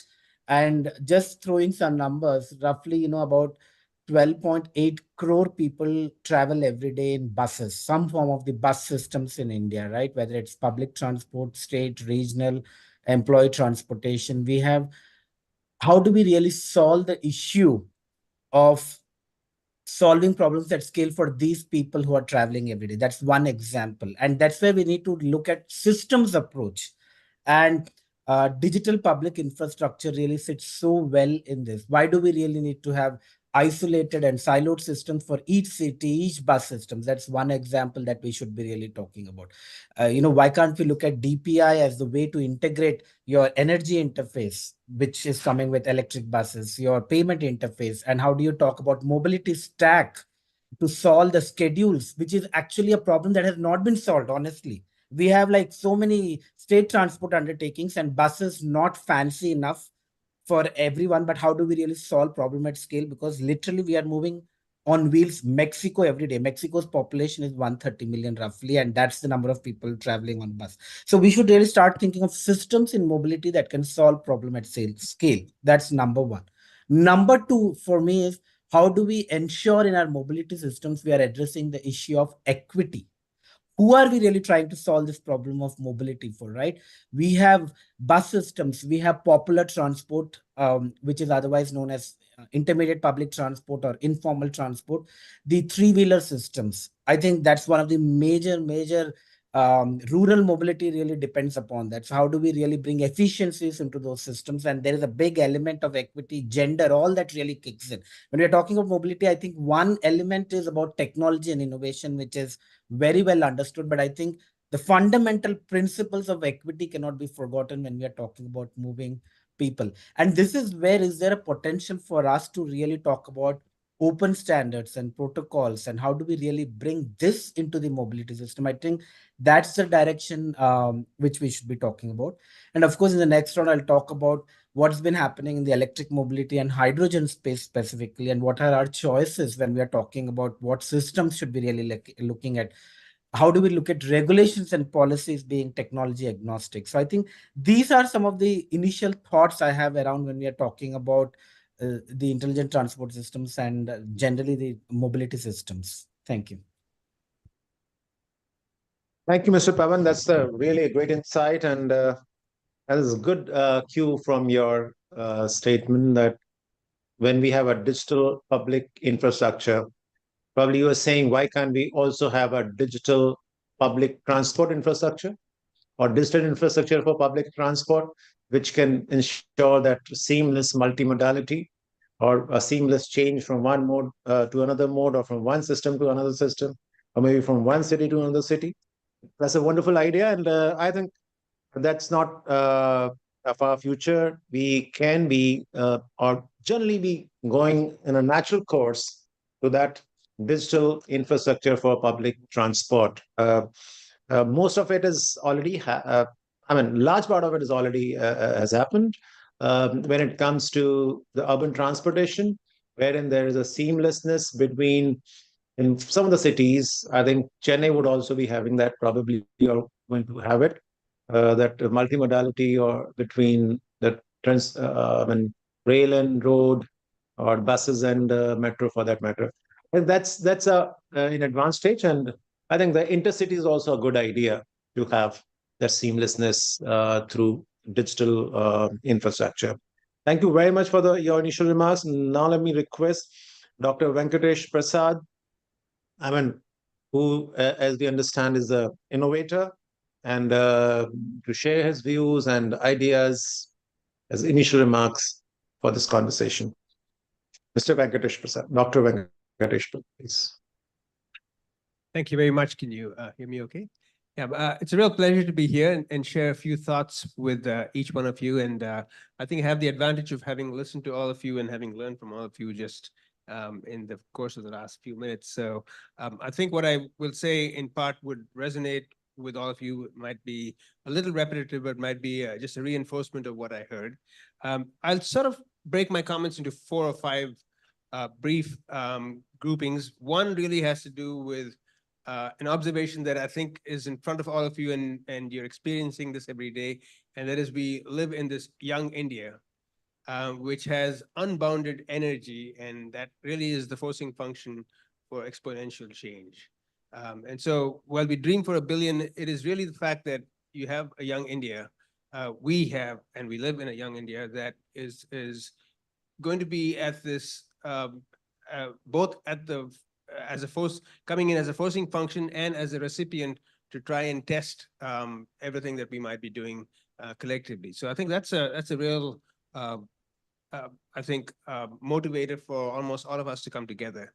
The second piece is just along the same lines, is the remarkable progress has been made at this exponential scale in a number of different dimensions. One can take UPI or the payment systems. One can quickly imagine what an equivalent unified mobility interface might be. And this unified mobility interface might sit at the units for that would have to be worked out, but fundamentally a UMI at an exponential pace would involve moving people, moving goods, moving people in all forms, motorized transportation, non-motorized transportation, moving goods for the first mile, last mile, moving goods for everything in between, moving goods in a cold chain that has to go from the north to the south of the country, moving across the globe. So essentially a unified mobility interface for all transactions, whether you want to buy a ticket or whether you want to ship a box or you want to ship livestock across. So I think having this unified mobility interface would give you this exponential scale that would allow all of us to be able to interact and innovate at a much faster pace. So I think that then would group itself and cluster itself well in terms of whether you really want to own a piece of transportation or whether you can share in a manner in which you don't have to own, but you can just take something and use it, whether it's public or private. So all these dimensions become almost very valuable and attractive because you have a uniform interface to mobility, and how that happens and and what form it takes is really the opportunity we have in front of us. And as we look at mobility, you're fundamentally transducing energy into a kinetic form. Mobility is movement, and that movement needs its food stock, and that food stock then transforms into whether you're walking or whether you're taking a car or you're flying across or whether you're going hypersonically or going under an ocean. That requires efficiency and it requires sustainability. The bookends have to be really carefully thought through. And so I think there's an enormous opportunity here as we sit together to look at kinetic energy in the context of greenhouse gas emissions and what it means for us to lead in that transduction of energy, but to do so in a way in which we can actually master the art of not having excessive greenhouse gas emissions. And so there's a real, and again, this is the youth, the young generation that sits in front of us and is going to be in many ways shaping everything we do. So as we place this, I think there's a number of platforms you've spoken about. There's a number of open platforms of all kinds that already exist, but it's really how do we bring all this together in a way in which it can be used by people who are already experimenting at scale. We have to sort of identify who those people are. Some of them are nurtured within, say, IIT Madras as a research park, but there are many more that are undiscovered. They're experimenting on an everyday basis. What they don't have is scale. They have speed, but they don't have scale.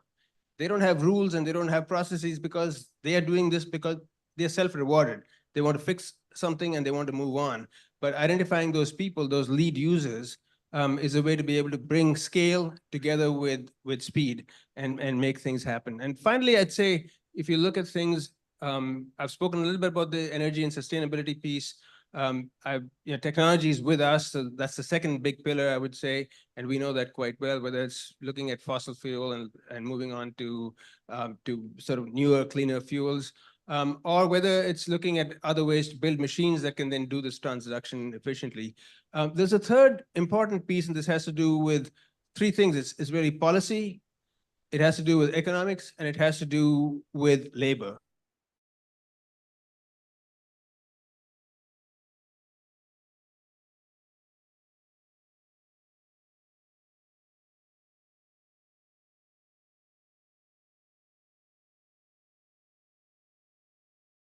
Vast, big country. And so having rural reach, but in an uncompromised manner. So you shouldn't have to go someplace because you need healthcare. You shouldn't have to go somewhere because you have to buy something, especially when it's knowledge. You should be able to get it anywhere. And so having this uncompromised rural reach is the power that mobility can bring to all of us here. And so that requires a very careful interplay between labor, economics, and policy. And so I'll just stop with those remarks. Thank you. Thank you, Dr. Venkatesh. It's a wonderful insight. And I think you've really reinforced that idea of unified mobility interface or digital transport infrastructure platform, whatever. So we can be working upon that to take it further. But let me assure you one thing and inform as well that we have already created one unified interface or mobility interface in form of ULIP. It is called Unified Logistics Interface Platform. And that has brought together almost 35 systems or digital systems of different ministries which are engaged in transportation or delivering some logistics services. It also includes a lot of systems of the private sector, including of the CFS and the ICD, which we call as EXIM infrastructure. So there's there's a lot of convergence already has happened, and we hope and expect that this convergence mission or the movement goes on like that, and there's a greater convergence of the private sector digital systems, and finally we may have probably a transactional platform developed, and wherein we can even have a B2B market for logistics or e-market for logistics. So that's what we have been, in fact, having a conversation with the professor there, and we'll work on it further with the academic institution like IIT Madras. So I think that is a sign which can be considered as a good sign, and I think we can take this thing forward. And regarding this policies for equitable transportation system, I think that's what is mostly in the government domain, but there has to be, I mean, we hope there should be also this concern addressed by the private sector. The equity in the society and the country cannot just be ensured by public policy or even enforced through government regulation, but there has to be a kind of some ethical standards, adopted voluntarily by the public sector, and for that probably the public sector associations or those organizations may have to do a kind of introspection and come out with some ethical standards to ensure that equity, to ensure the sustainability as well, because maximizing profit leads to compromising sustainability. Yeah, so I think this conversation, if it to be taken forward, let me first have this in the second round ask this question to Mr. Jaykumar, who has been heading the CUMTA for quite some time and has an experience of dealing with the problem of mobility or transportation in a major urban center of the country, that's Chennai. And with this experience, we would like to understand how have you, kind of struck a balance between efficiency in transportation, sustainability, and also that equity which we have been talking about. Over to Mr. Jaykumar, please, to share your experience. Thank you. Again, I will come back to sustainable city. Why not making the city sustainable? Why not we contain the? This is a few thoughts only. Then after that, I'll go into detail about what you mentioned. Reduce urbanism. That means develop the tier 2 cities, the tier 3 cities. Secondly, move minimum. How will you move minimum? So this is a planning process, city planning process. Because we did a survey as part of the transport master plan in Chennai city for the 25 years. The survey is completed and we come to know that more than 60% of the people move for work, home and work. So the work trips are 60% and more. So if you design a city or design the urban design, your workplace as well as your home is closer. So 20-minute city or 30-minute city, 40-minute city. Now what happened in Mumbai or in Chennai also, now you are making 1 hour city, 1.5 hour city.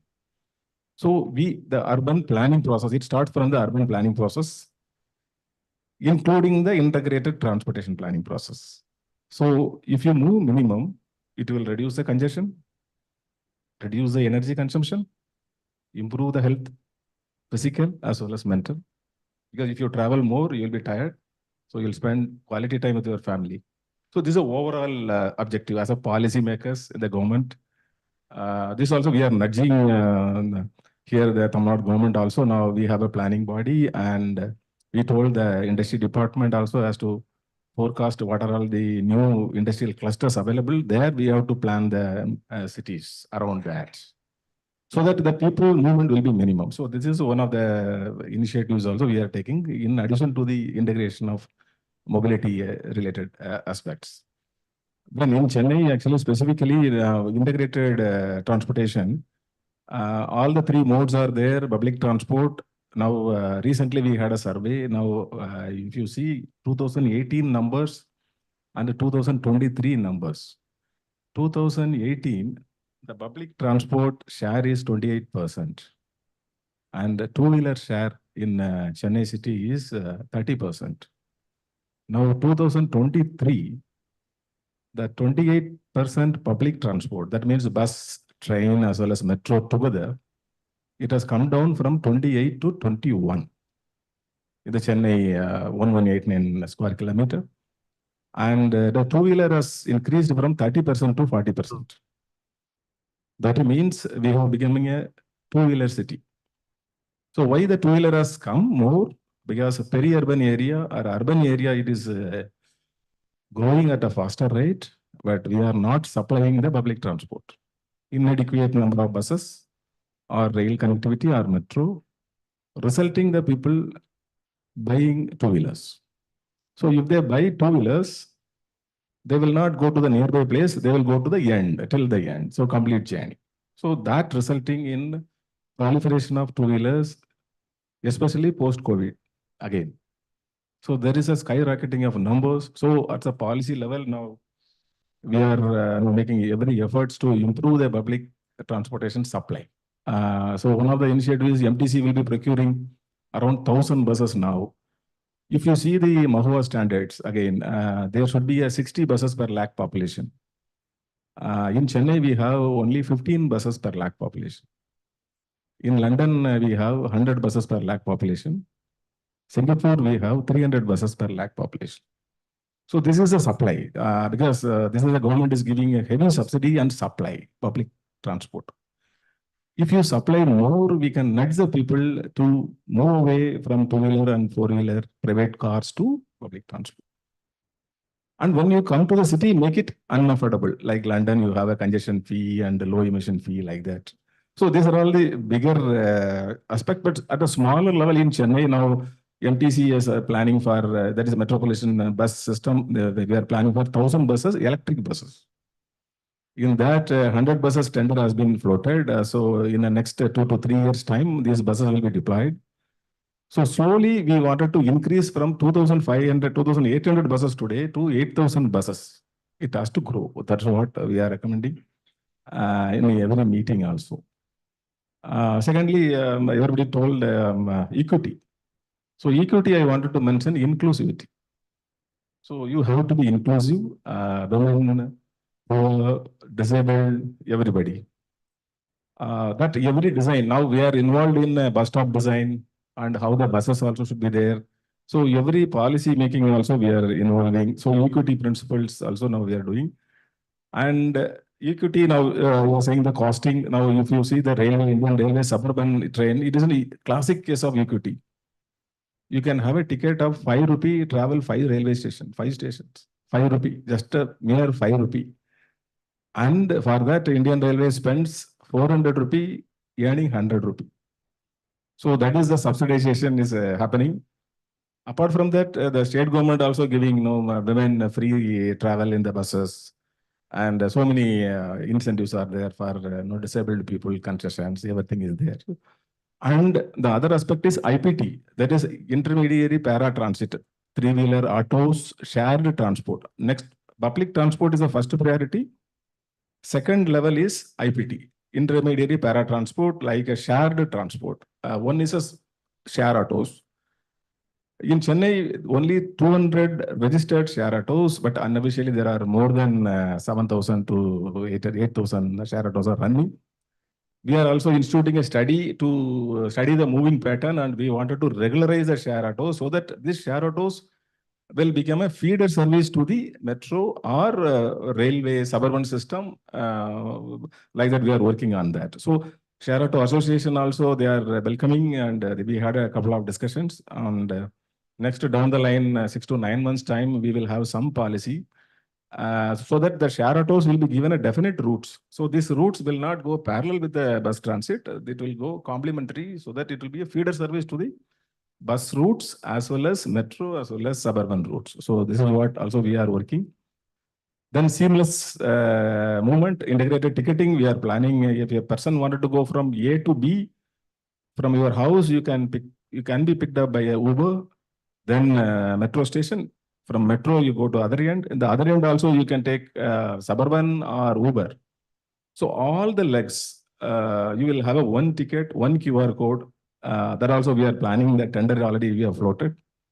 This is a new initiative in India, including rail also. The railway also, in principle, they agreed to combine with this.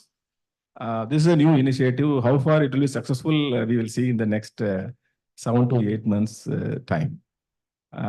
So yeah, briefly, because there are many more things to talk also, but I don't want to bore the audience also. Specific areas we can focus also. Now I am ready to share the experiences. And as a new system, now initially, we started from the scratch level and including logo, web development, capacity building. We have offices on deputation from various departments and the experts hired from open market, like a transport specialist, urban planners, environmental specialist, data architect, everybody. Thank you very much. Again, I leave it to other panel members.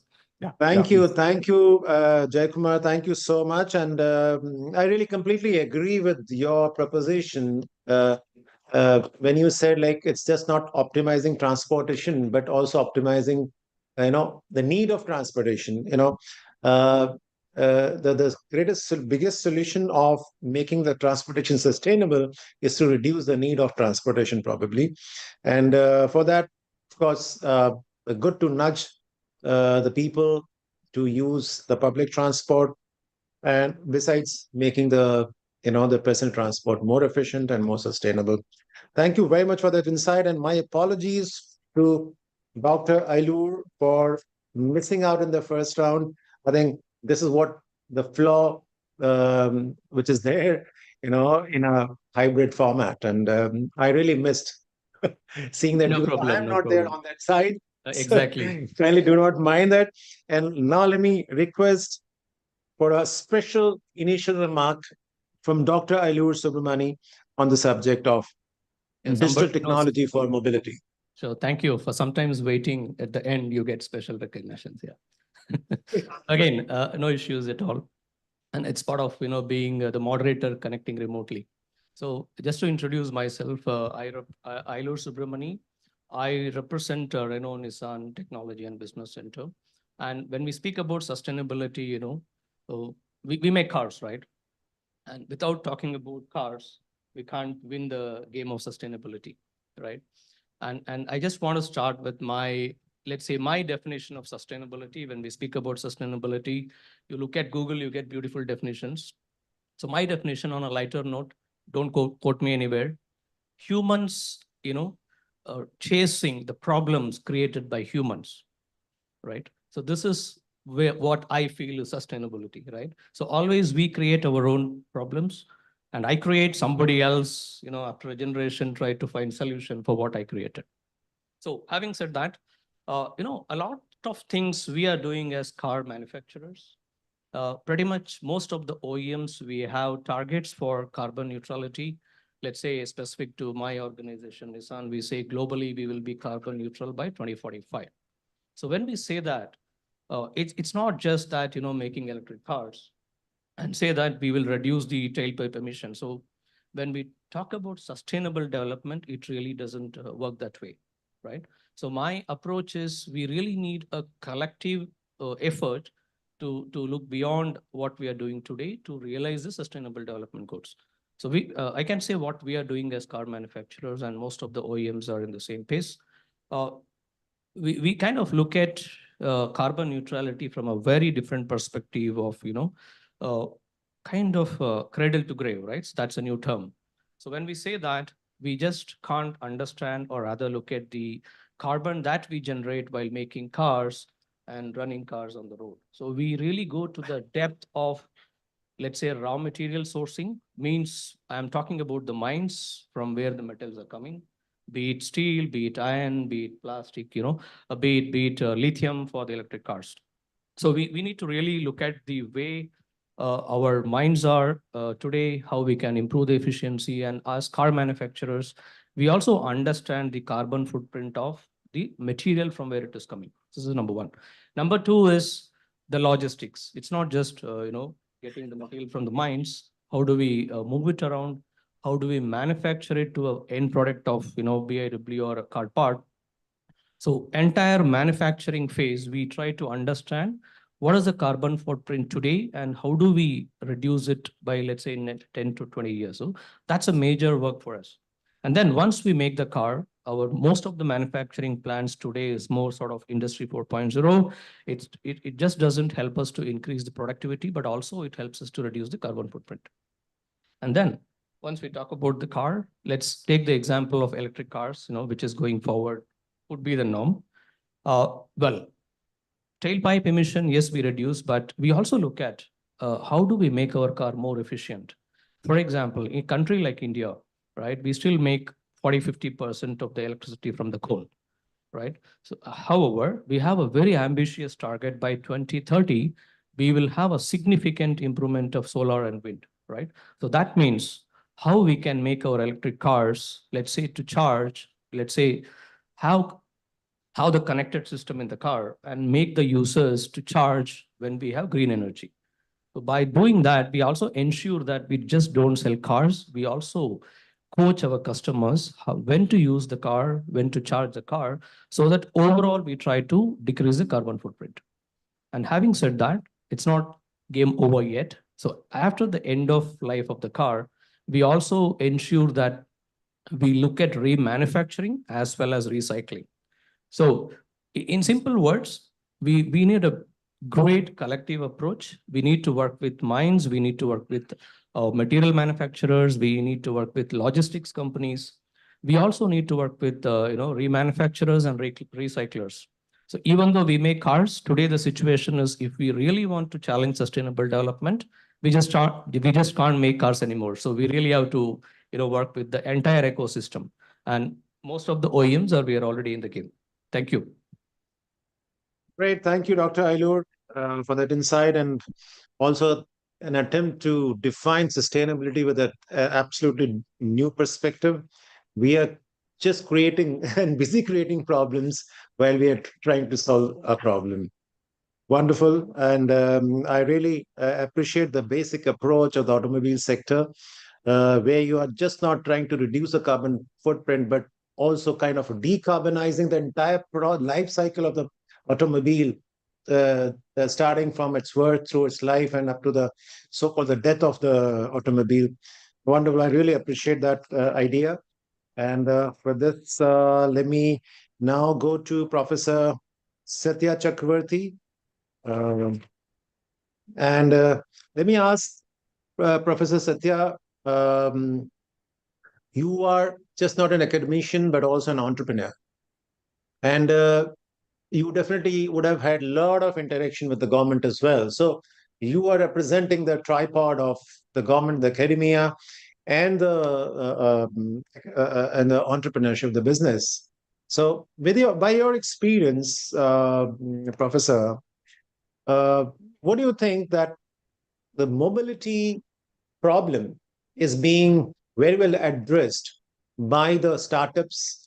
And if such solutions we are seeing in the startup ecosystem, why these initiatives or innovations are not able to sustain, just not from the environmental perspective, but also from the business perspective? Why these startups are kind of short-lived in a way? Your views on this, Professor? Yeah, thank you so much. Yeah, I think I want to just reinforce the view that since I'm an aerospace professor, I have worked with a lot of government people. So, right, in aerospace, we can't escape government at all. True. But that said, let's look at how startups function. They identify a problem statement and try to understand what is the pain point that they are trying to solve, and finally try to find out who is the customer. Now, in the mobility space, mostly it's actually a public space. They are looking at a city problem, or maybe mobility to rural areas or suburban areas or whatever it is. Question is, who is going to fund them to get from where they are to where they need to go? If I were a VC who is actually trying to put money into a startup that says government is my customer, I think that's just a simple non-starter. That's actually the biggest problem today, which essentially means that no matter what is the noise that we hear about the government's support for startups, that seems to be a separate department, right? For every department of the government, if you go and ask them, what are you doing with startups? They'll say, no, no, no, we have a department that takes care of startups, right? Well, no, that's not true. That's not the way you're supposed to be. You have to actually, each and every department, right? It's not, say agriculture, for example, is now dealing with a lot of startups that are in the drone space. That's actually an emerging market. So agriculture department is now getting plugged into the drone startup ecosystem significantly. And sure enough, like it's very hard to miss the Honorable Prime Minister in any of these kinds of things, right? So he's actually pushed them to do the Drone Didi program where you have to train the women in rural areas to fly drones for agricultural spraying and so on. That's actually taking off significantly. And he actually announced it from the ramparts of the Red Fort. But he can't be doing that every 15th August for every department, right? So we have to actually apply our minds and say, what are the startups that are actually in my space? Can I actually go and give them a letter of intent? You don't have to do anything. It's just a piece of paper, right? You sign a piece of paper. It could be a Kamta, member secretary. It could be on the joint secretary and so on. Whoever it is, right? Just put a piece of paper with an emblem and then say, I'm interested in what you're doing. That's as simple as that, because you are their customer. If the customer is not supportive, a VC will not put money and nothing happens after that. This is the biggest problem as far as I can see. Yeah, I think, Professor, you're right in saying that if the government is the customer, the end of the, I mean, the end has started, right? For a startup. I think your question is answered in this statement itself. Government is definitely not looking to be the customer forever, right? The startup support which is being rendered by the government, incidentally, this is being rendered by our own department called DPIIT. So there's a startup India initiative under one of the divisions of the department. We are just providing the support for a kind of a kickstart, right, for any startup. But the startup is not just a welfare scheme. It's a business idea which has to sustain in the market, right? It has to identify the customer, just not in the government, and definitely not in the government. Government is just extending the support to the startup. It may be incidental. I'm not asking for any. I'm asking for any monetary support, right? Because it's a public good that these guys are trying to solve in the mobility space. You need to identify those startups that are there, maybe screen them, maybe look at their ideas, and then say, I like this particular idea. I want you to grow this. I would like to actually support, just offer support, just a piece of paper. And that's the only thing we are talking about, right? Once you actually give this, these guys will know how to go get their money. That's not a problem. But if there is nobody who is going to listen to them, the VCs will not support them. That's the only thing. Yeah, that's true. That's true. The VCs would also, they have complete business consideration. I mean, you being an entrepreneur, let me ask one more question. In fact, there's a natural question which comes from your statement that being an entrepreneur as well, do you think the startup enterprise or the individual who is the owner of the startup having adequate idea of the market situation or of the potential the business the potential business in his idea, or maybe a research done of the market also? Do they undertake all that, or they just taking support from the government and they having the venture capital VC there giving that capital support? They just launch the idea without thinking about the kind of a the future how they are going to move in the market, and what is going to be the outcome. Do you think they put adequate effort to understand the market for the product? Yeah. Yeah. So today, unfortunately, we don't really have like let's say, a BTech in entrepreneurship, right? So whereas we need to actually hone this into a fine art, starting from like a first year to a fourth year, where we say, let's actually tell you how to do entrepreneurship, right? We don't have that. So people are actually learning on the job. They just want to become an entrepreneur because they want to solve a problem. They are fascinated by problem solving. And they don't want to actually work for a boss. They don't want to work in large companies. So there are lots of psychological problems. I shouldn't say problems. Psychological factors that drive somebody to become an entrepreneur at a young age. But they are just learning their ropes. So if I were to actually answer this question, this is actually fairly well documented in the lean startup model, in which we identify a whole bunch of different people that could be identified as customers. So the piece of paper that I'm asking you to give to eligible startups as a support letter is as an influencer. I'm not asking for you to actually put any money or to become their customer at all, right? You are an influencer. So the best example they say is that if in a family a kid wants ice cream, the mother influences the father to buy. So who is the customer here? Is it the kid, the mother, or the father? All three of them. They all have different roles, right? So the entrepreneur actually will have to figure out a business model by which he will do his paisa vasool. But the government should actually support this. For example, a share auto, ecosystem is actually a bunch of small entrepreneurs, right? They're all actually getting together and then they are making their money. And if a company comes and says, I will actually streamline this for you, that's actually a great support. But they are trying to be like rats in a maze, trying to figure out whatever they want to do.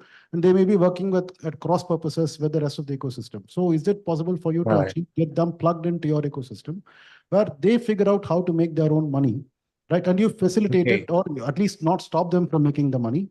Then the VC will come and say, okay, I see a business case. I see that the government is actually supporting you. You're not working on cross purposes with the rest of the society.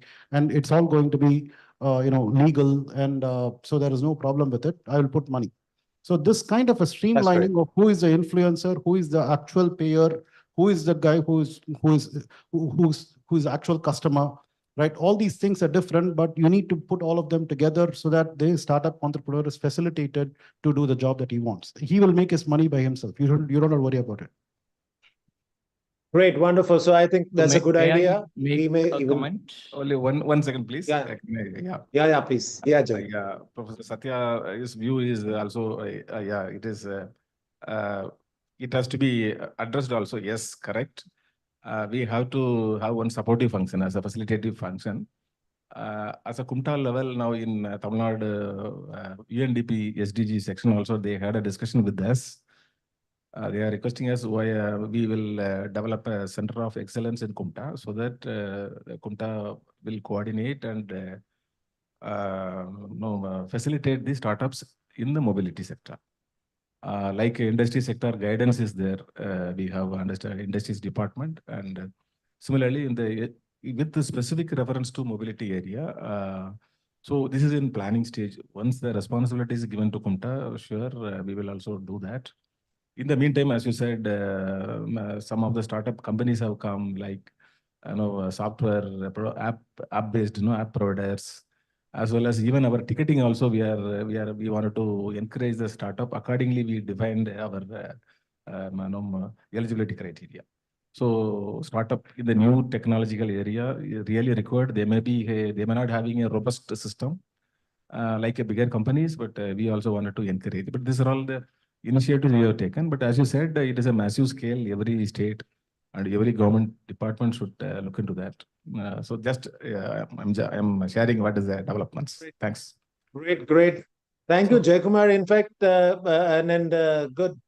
Mr. Dr. Satya has problem solved from the neighborhood. Great, thank you. This I quite a also prompt response.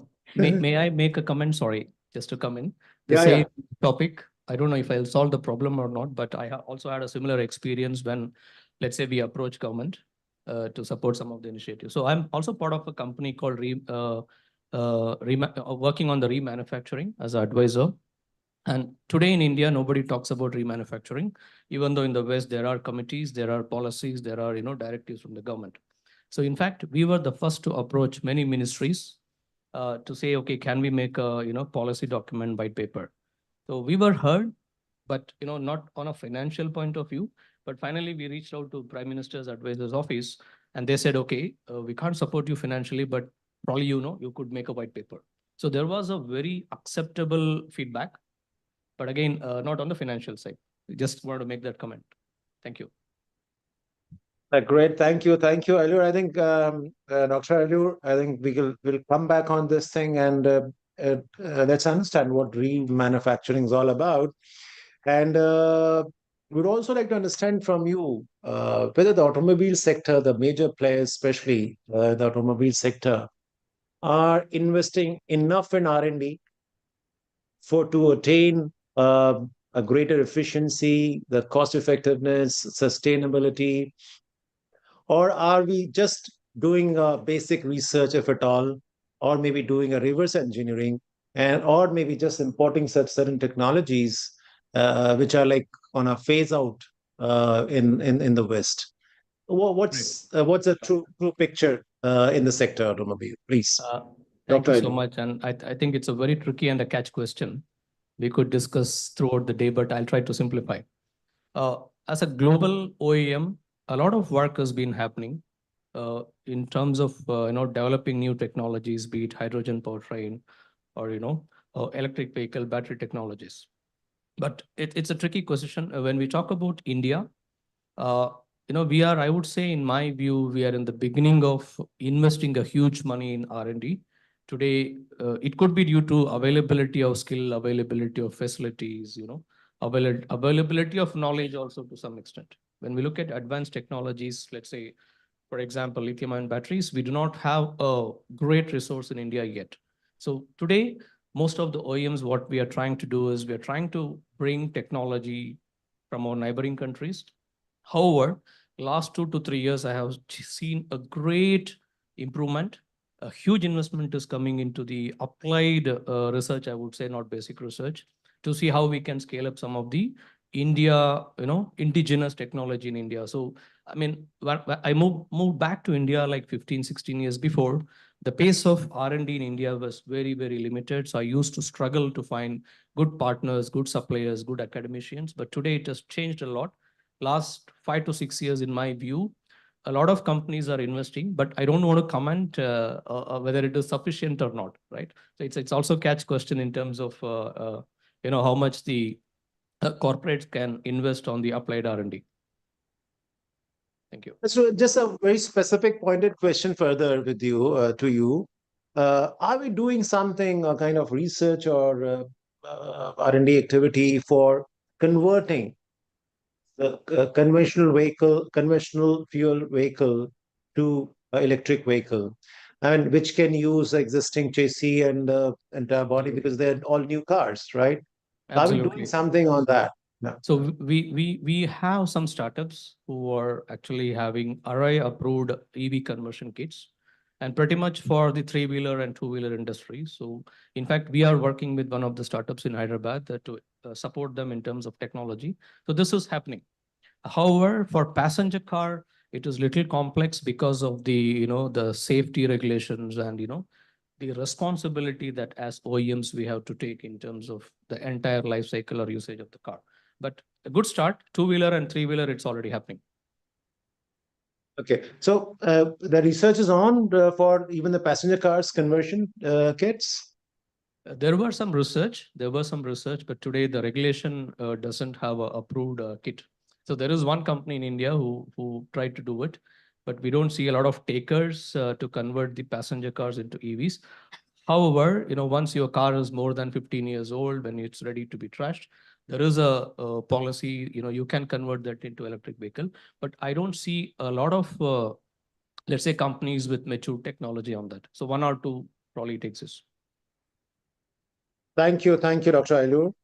Thanks for the insight and sharing your knowledge about it. Now let me come to Mr. Pawan Mulukutula, and would like to understand from you, from the kind of a global experience, what do you think?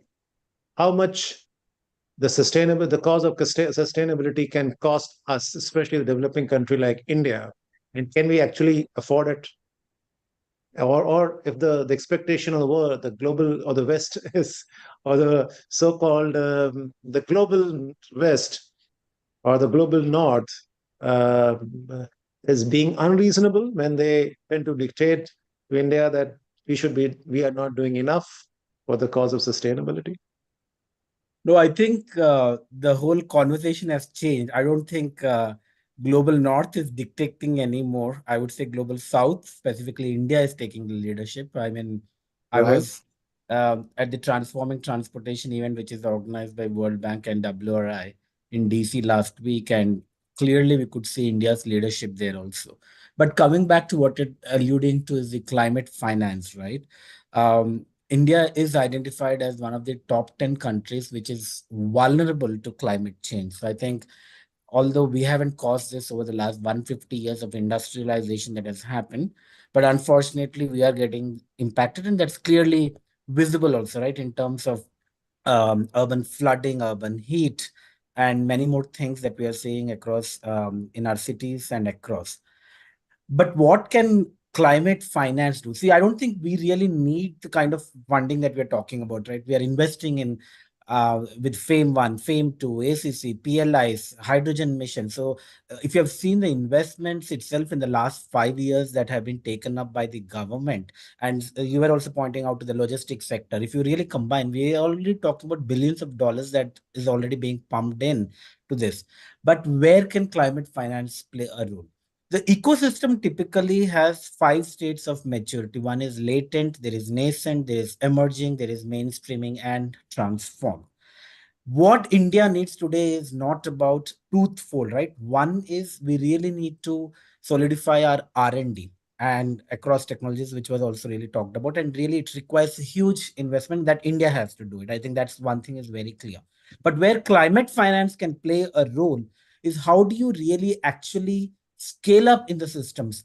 Where we have solutions which are emerging, how do you actually take those solutions that are emerging to make them mainstream or actually to transform the systems? I think the climate finance has a big role to play. Because if you're talking about, we want some 100 million, 50 million here, I don't think India today really needs to go with that begging bowl to say, oh, we need some climate finance, please, spare us. I don't think that's the intent also. And I think the global north has understood that message very clearly. But let me take an example, again, coming back to the public transport system itself.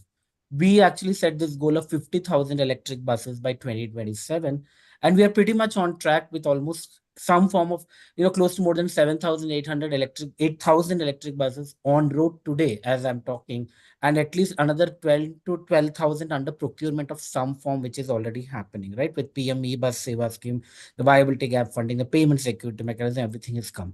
The bigger question that we should be asking is, if we have to scale today 50,000 electric buses to 8 lakh electric buses, because we have something like close to almost 20 lakh buses operating, or 24 lakh, even if we talk about 30% electrification target, we are talking about at least 8 lakh buses.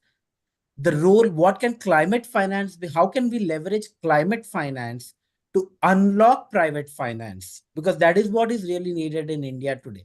So if the catalytic fund, which is philanthropic fund, which is this climate finance coming, can that be then really used to actually create strong contract systems, strong delivery mechanisms to really scale up? For me, I see the role of climate finance to really play that role. Can we really talk about, say, 1 million public spaces in India? Because mobility is really linked to our city. Can we really talk about, lakhs of kilometers of walkable footpaths which are climate resilient in India? So when we are talking about all these transport systems, because those are the challenges for us, we need to always think about climate finance from the dimension of taking an emerging or a nascent system to transform or mainstream the system. To us, climate finance really plays that role.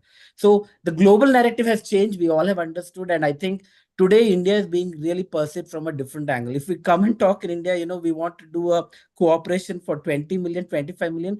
Probably that is only valuable for us to really learn from a pilot, but really not to change the system itself. So I would really say that there's been so much being done, and I think we haven't seen this kind of a transformation in the energy systems of what we have seen the last 2-3 decades is actually happened in the last 4-5 years. And I'm not even talking about our renewable energy and the commitments of net zero that we are already invested in. So I think there is a huge pathway that is already defined, and we need to really create this kind of bank of projects. Even when we are getting this concessional loans also and finances, I think we really need to have the scale up projects that we are talking about and not really limit ourselves to small projects here and there.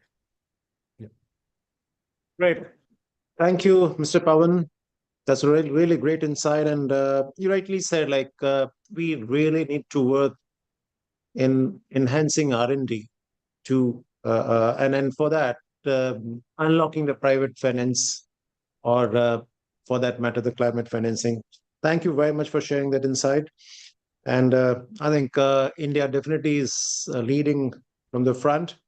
But again, we also have some expectation from the so-called the global north in at least sharing the technologies which can secure the climate as they do for securing the boundaries of different countries. And a lot of arms are exchanged, a lot of technology related to defense is shared with countries, and equipments being sold to those countries.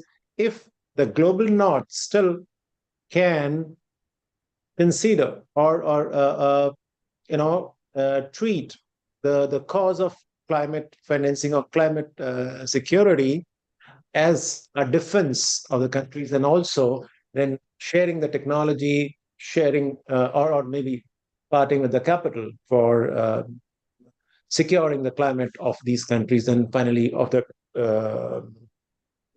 planet as well.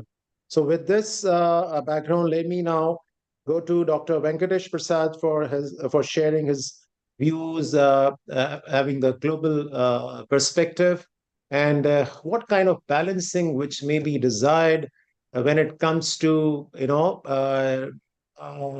going across the boundaries of the nations and talking about the planet and the welfare of the planet or security of the climate on this planet. Over to Dr. Venkatesh Prasad, please. Thank you very much. I think that the overarching theme here really ties well to what I had in mind for an answer here. And I think it has to do with being a force behind creating the mobility commons.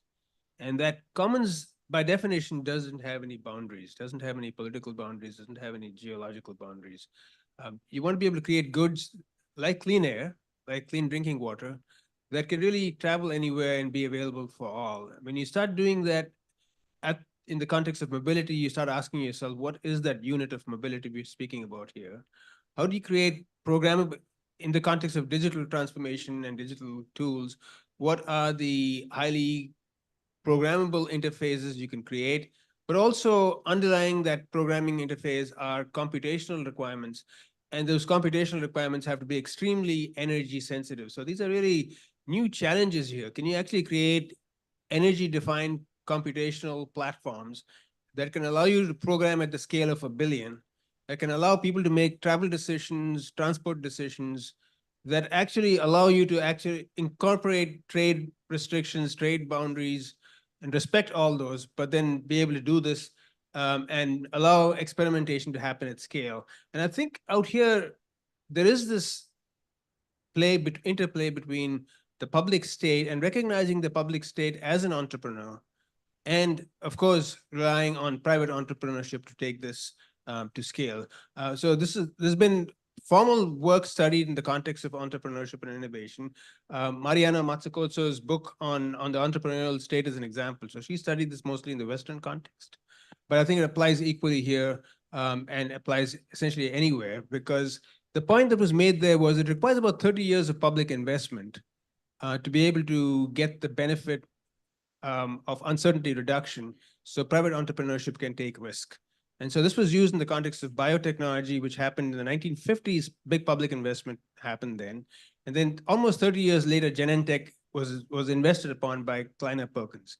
That didn't happen because Kleiner Perkins had great ideas or Genentech had great ideas. It happened because there was 30 years of biotech investment The same thing happened with quote unquote the internet that got created, right? The internet was really a DARPA net, which was really 30 years of investment that happened in all kinds of interfaces. But the fundamental building blocks of those, TCP over IP, in the case of the internet, was really a very fundamental building block that anyone could share and use. That was a common property. It was a common good. And it was a very robust common good that could be used to then create web pages and URLs and all kinds of other protocols. But that relied on 30 years of public investment. But here, the state was an entrepreneur. So one has to recognize the fact that the state is an entrepreneur and that we have to have private entrepreneurship working with the state. And how those interfaces between the state and private entities happen are really up to us, up to how, what's relevant in times, in times and contexts that we are working in. But I think there's an important recognition there. So I'll sort of pause there. But I think what it gives us is the ability to recognize in the context of mobility that there's some time constants that we're working with. So roughly 8 hours or 1/3 of our daily lives of 24 hours are spent allocated to going and getting food. In other words, whether it was hunting as cavemen or whether it was now looking for having a job so you can go earn a living and come back and bring food, that allocation happens. So if your workplace is, again, more than 1 hour or 2 hours away, you probably will move closer to that place. You want travel there. So there's some time constants associated with transit time budget. There's also roughly a monetary sort of budget associated with transportation. And the numbers, I don't have the numbers for India, but the US numbers are roughly 15% of your household income. So if you have to spend more than that, you're not going to travel. You're going to move closer to some place or look for some other job. So there's a very interesting time constants associated with mobility that I think we can work with and create some very powerful solutions here. Thank you. Thank you so much, Dr. Venkatesh, for sharing that insight and a good idea to maybe rethink about how much we should spend on transportation or whether we should spend on transportation as such. I think thanks for this very enriching and educating kind of a conversation. And if I'm to put in few words as a takeaways from this conversation, I think there is a great emphasis being put on, almost a consensus that there has to be a good amount of financing of R&D for any development for that matter, just not for the mobility. And there's a need to kind of unlock the private finance for climate financing as well. And if I have to put it in chart further, there's also one, theme emerging out of it is that let's reduce the need of transportation, be it for the mobility with the greater use of digital technology maybe. And even if we go to the newer technologies like 3D printing, I think a lot of goods transportation can also be reduced. So that's just the kind of food for thought I leave to the panelists, esteemed panelists. And I once again thank you very much for sharing the insights, the experience.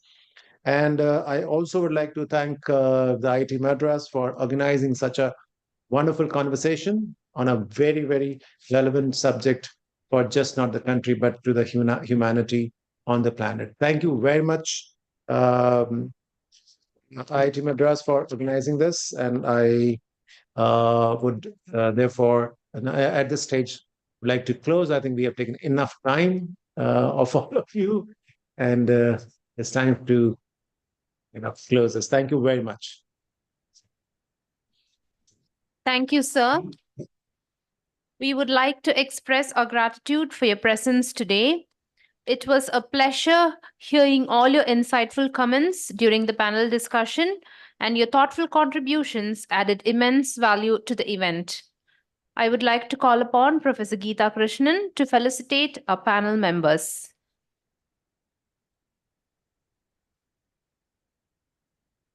Dr. Ailur Subramani,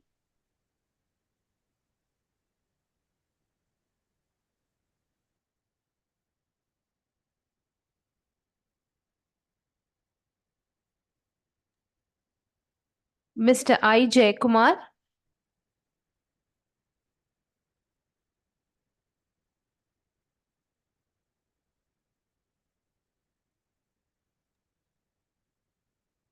Professor Satyanarayanan R. Chakravarti.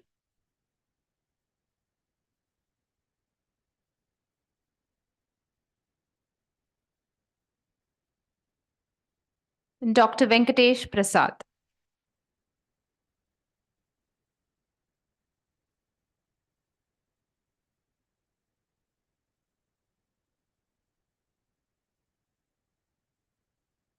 Thank you, Professor.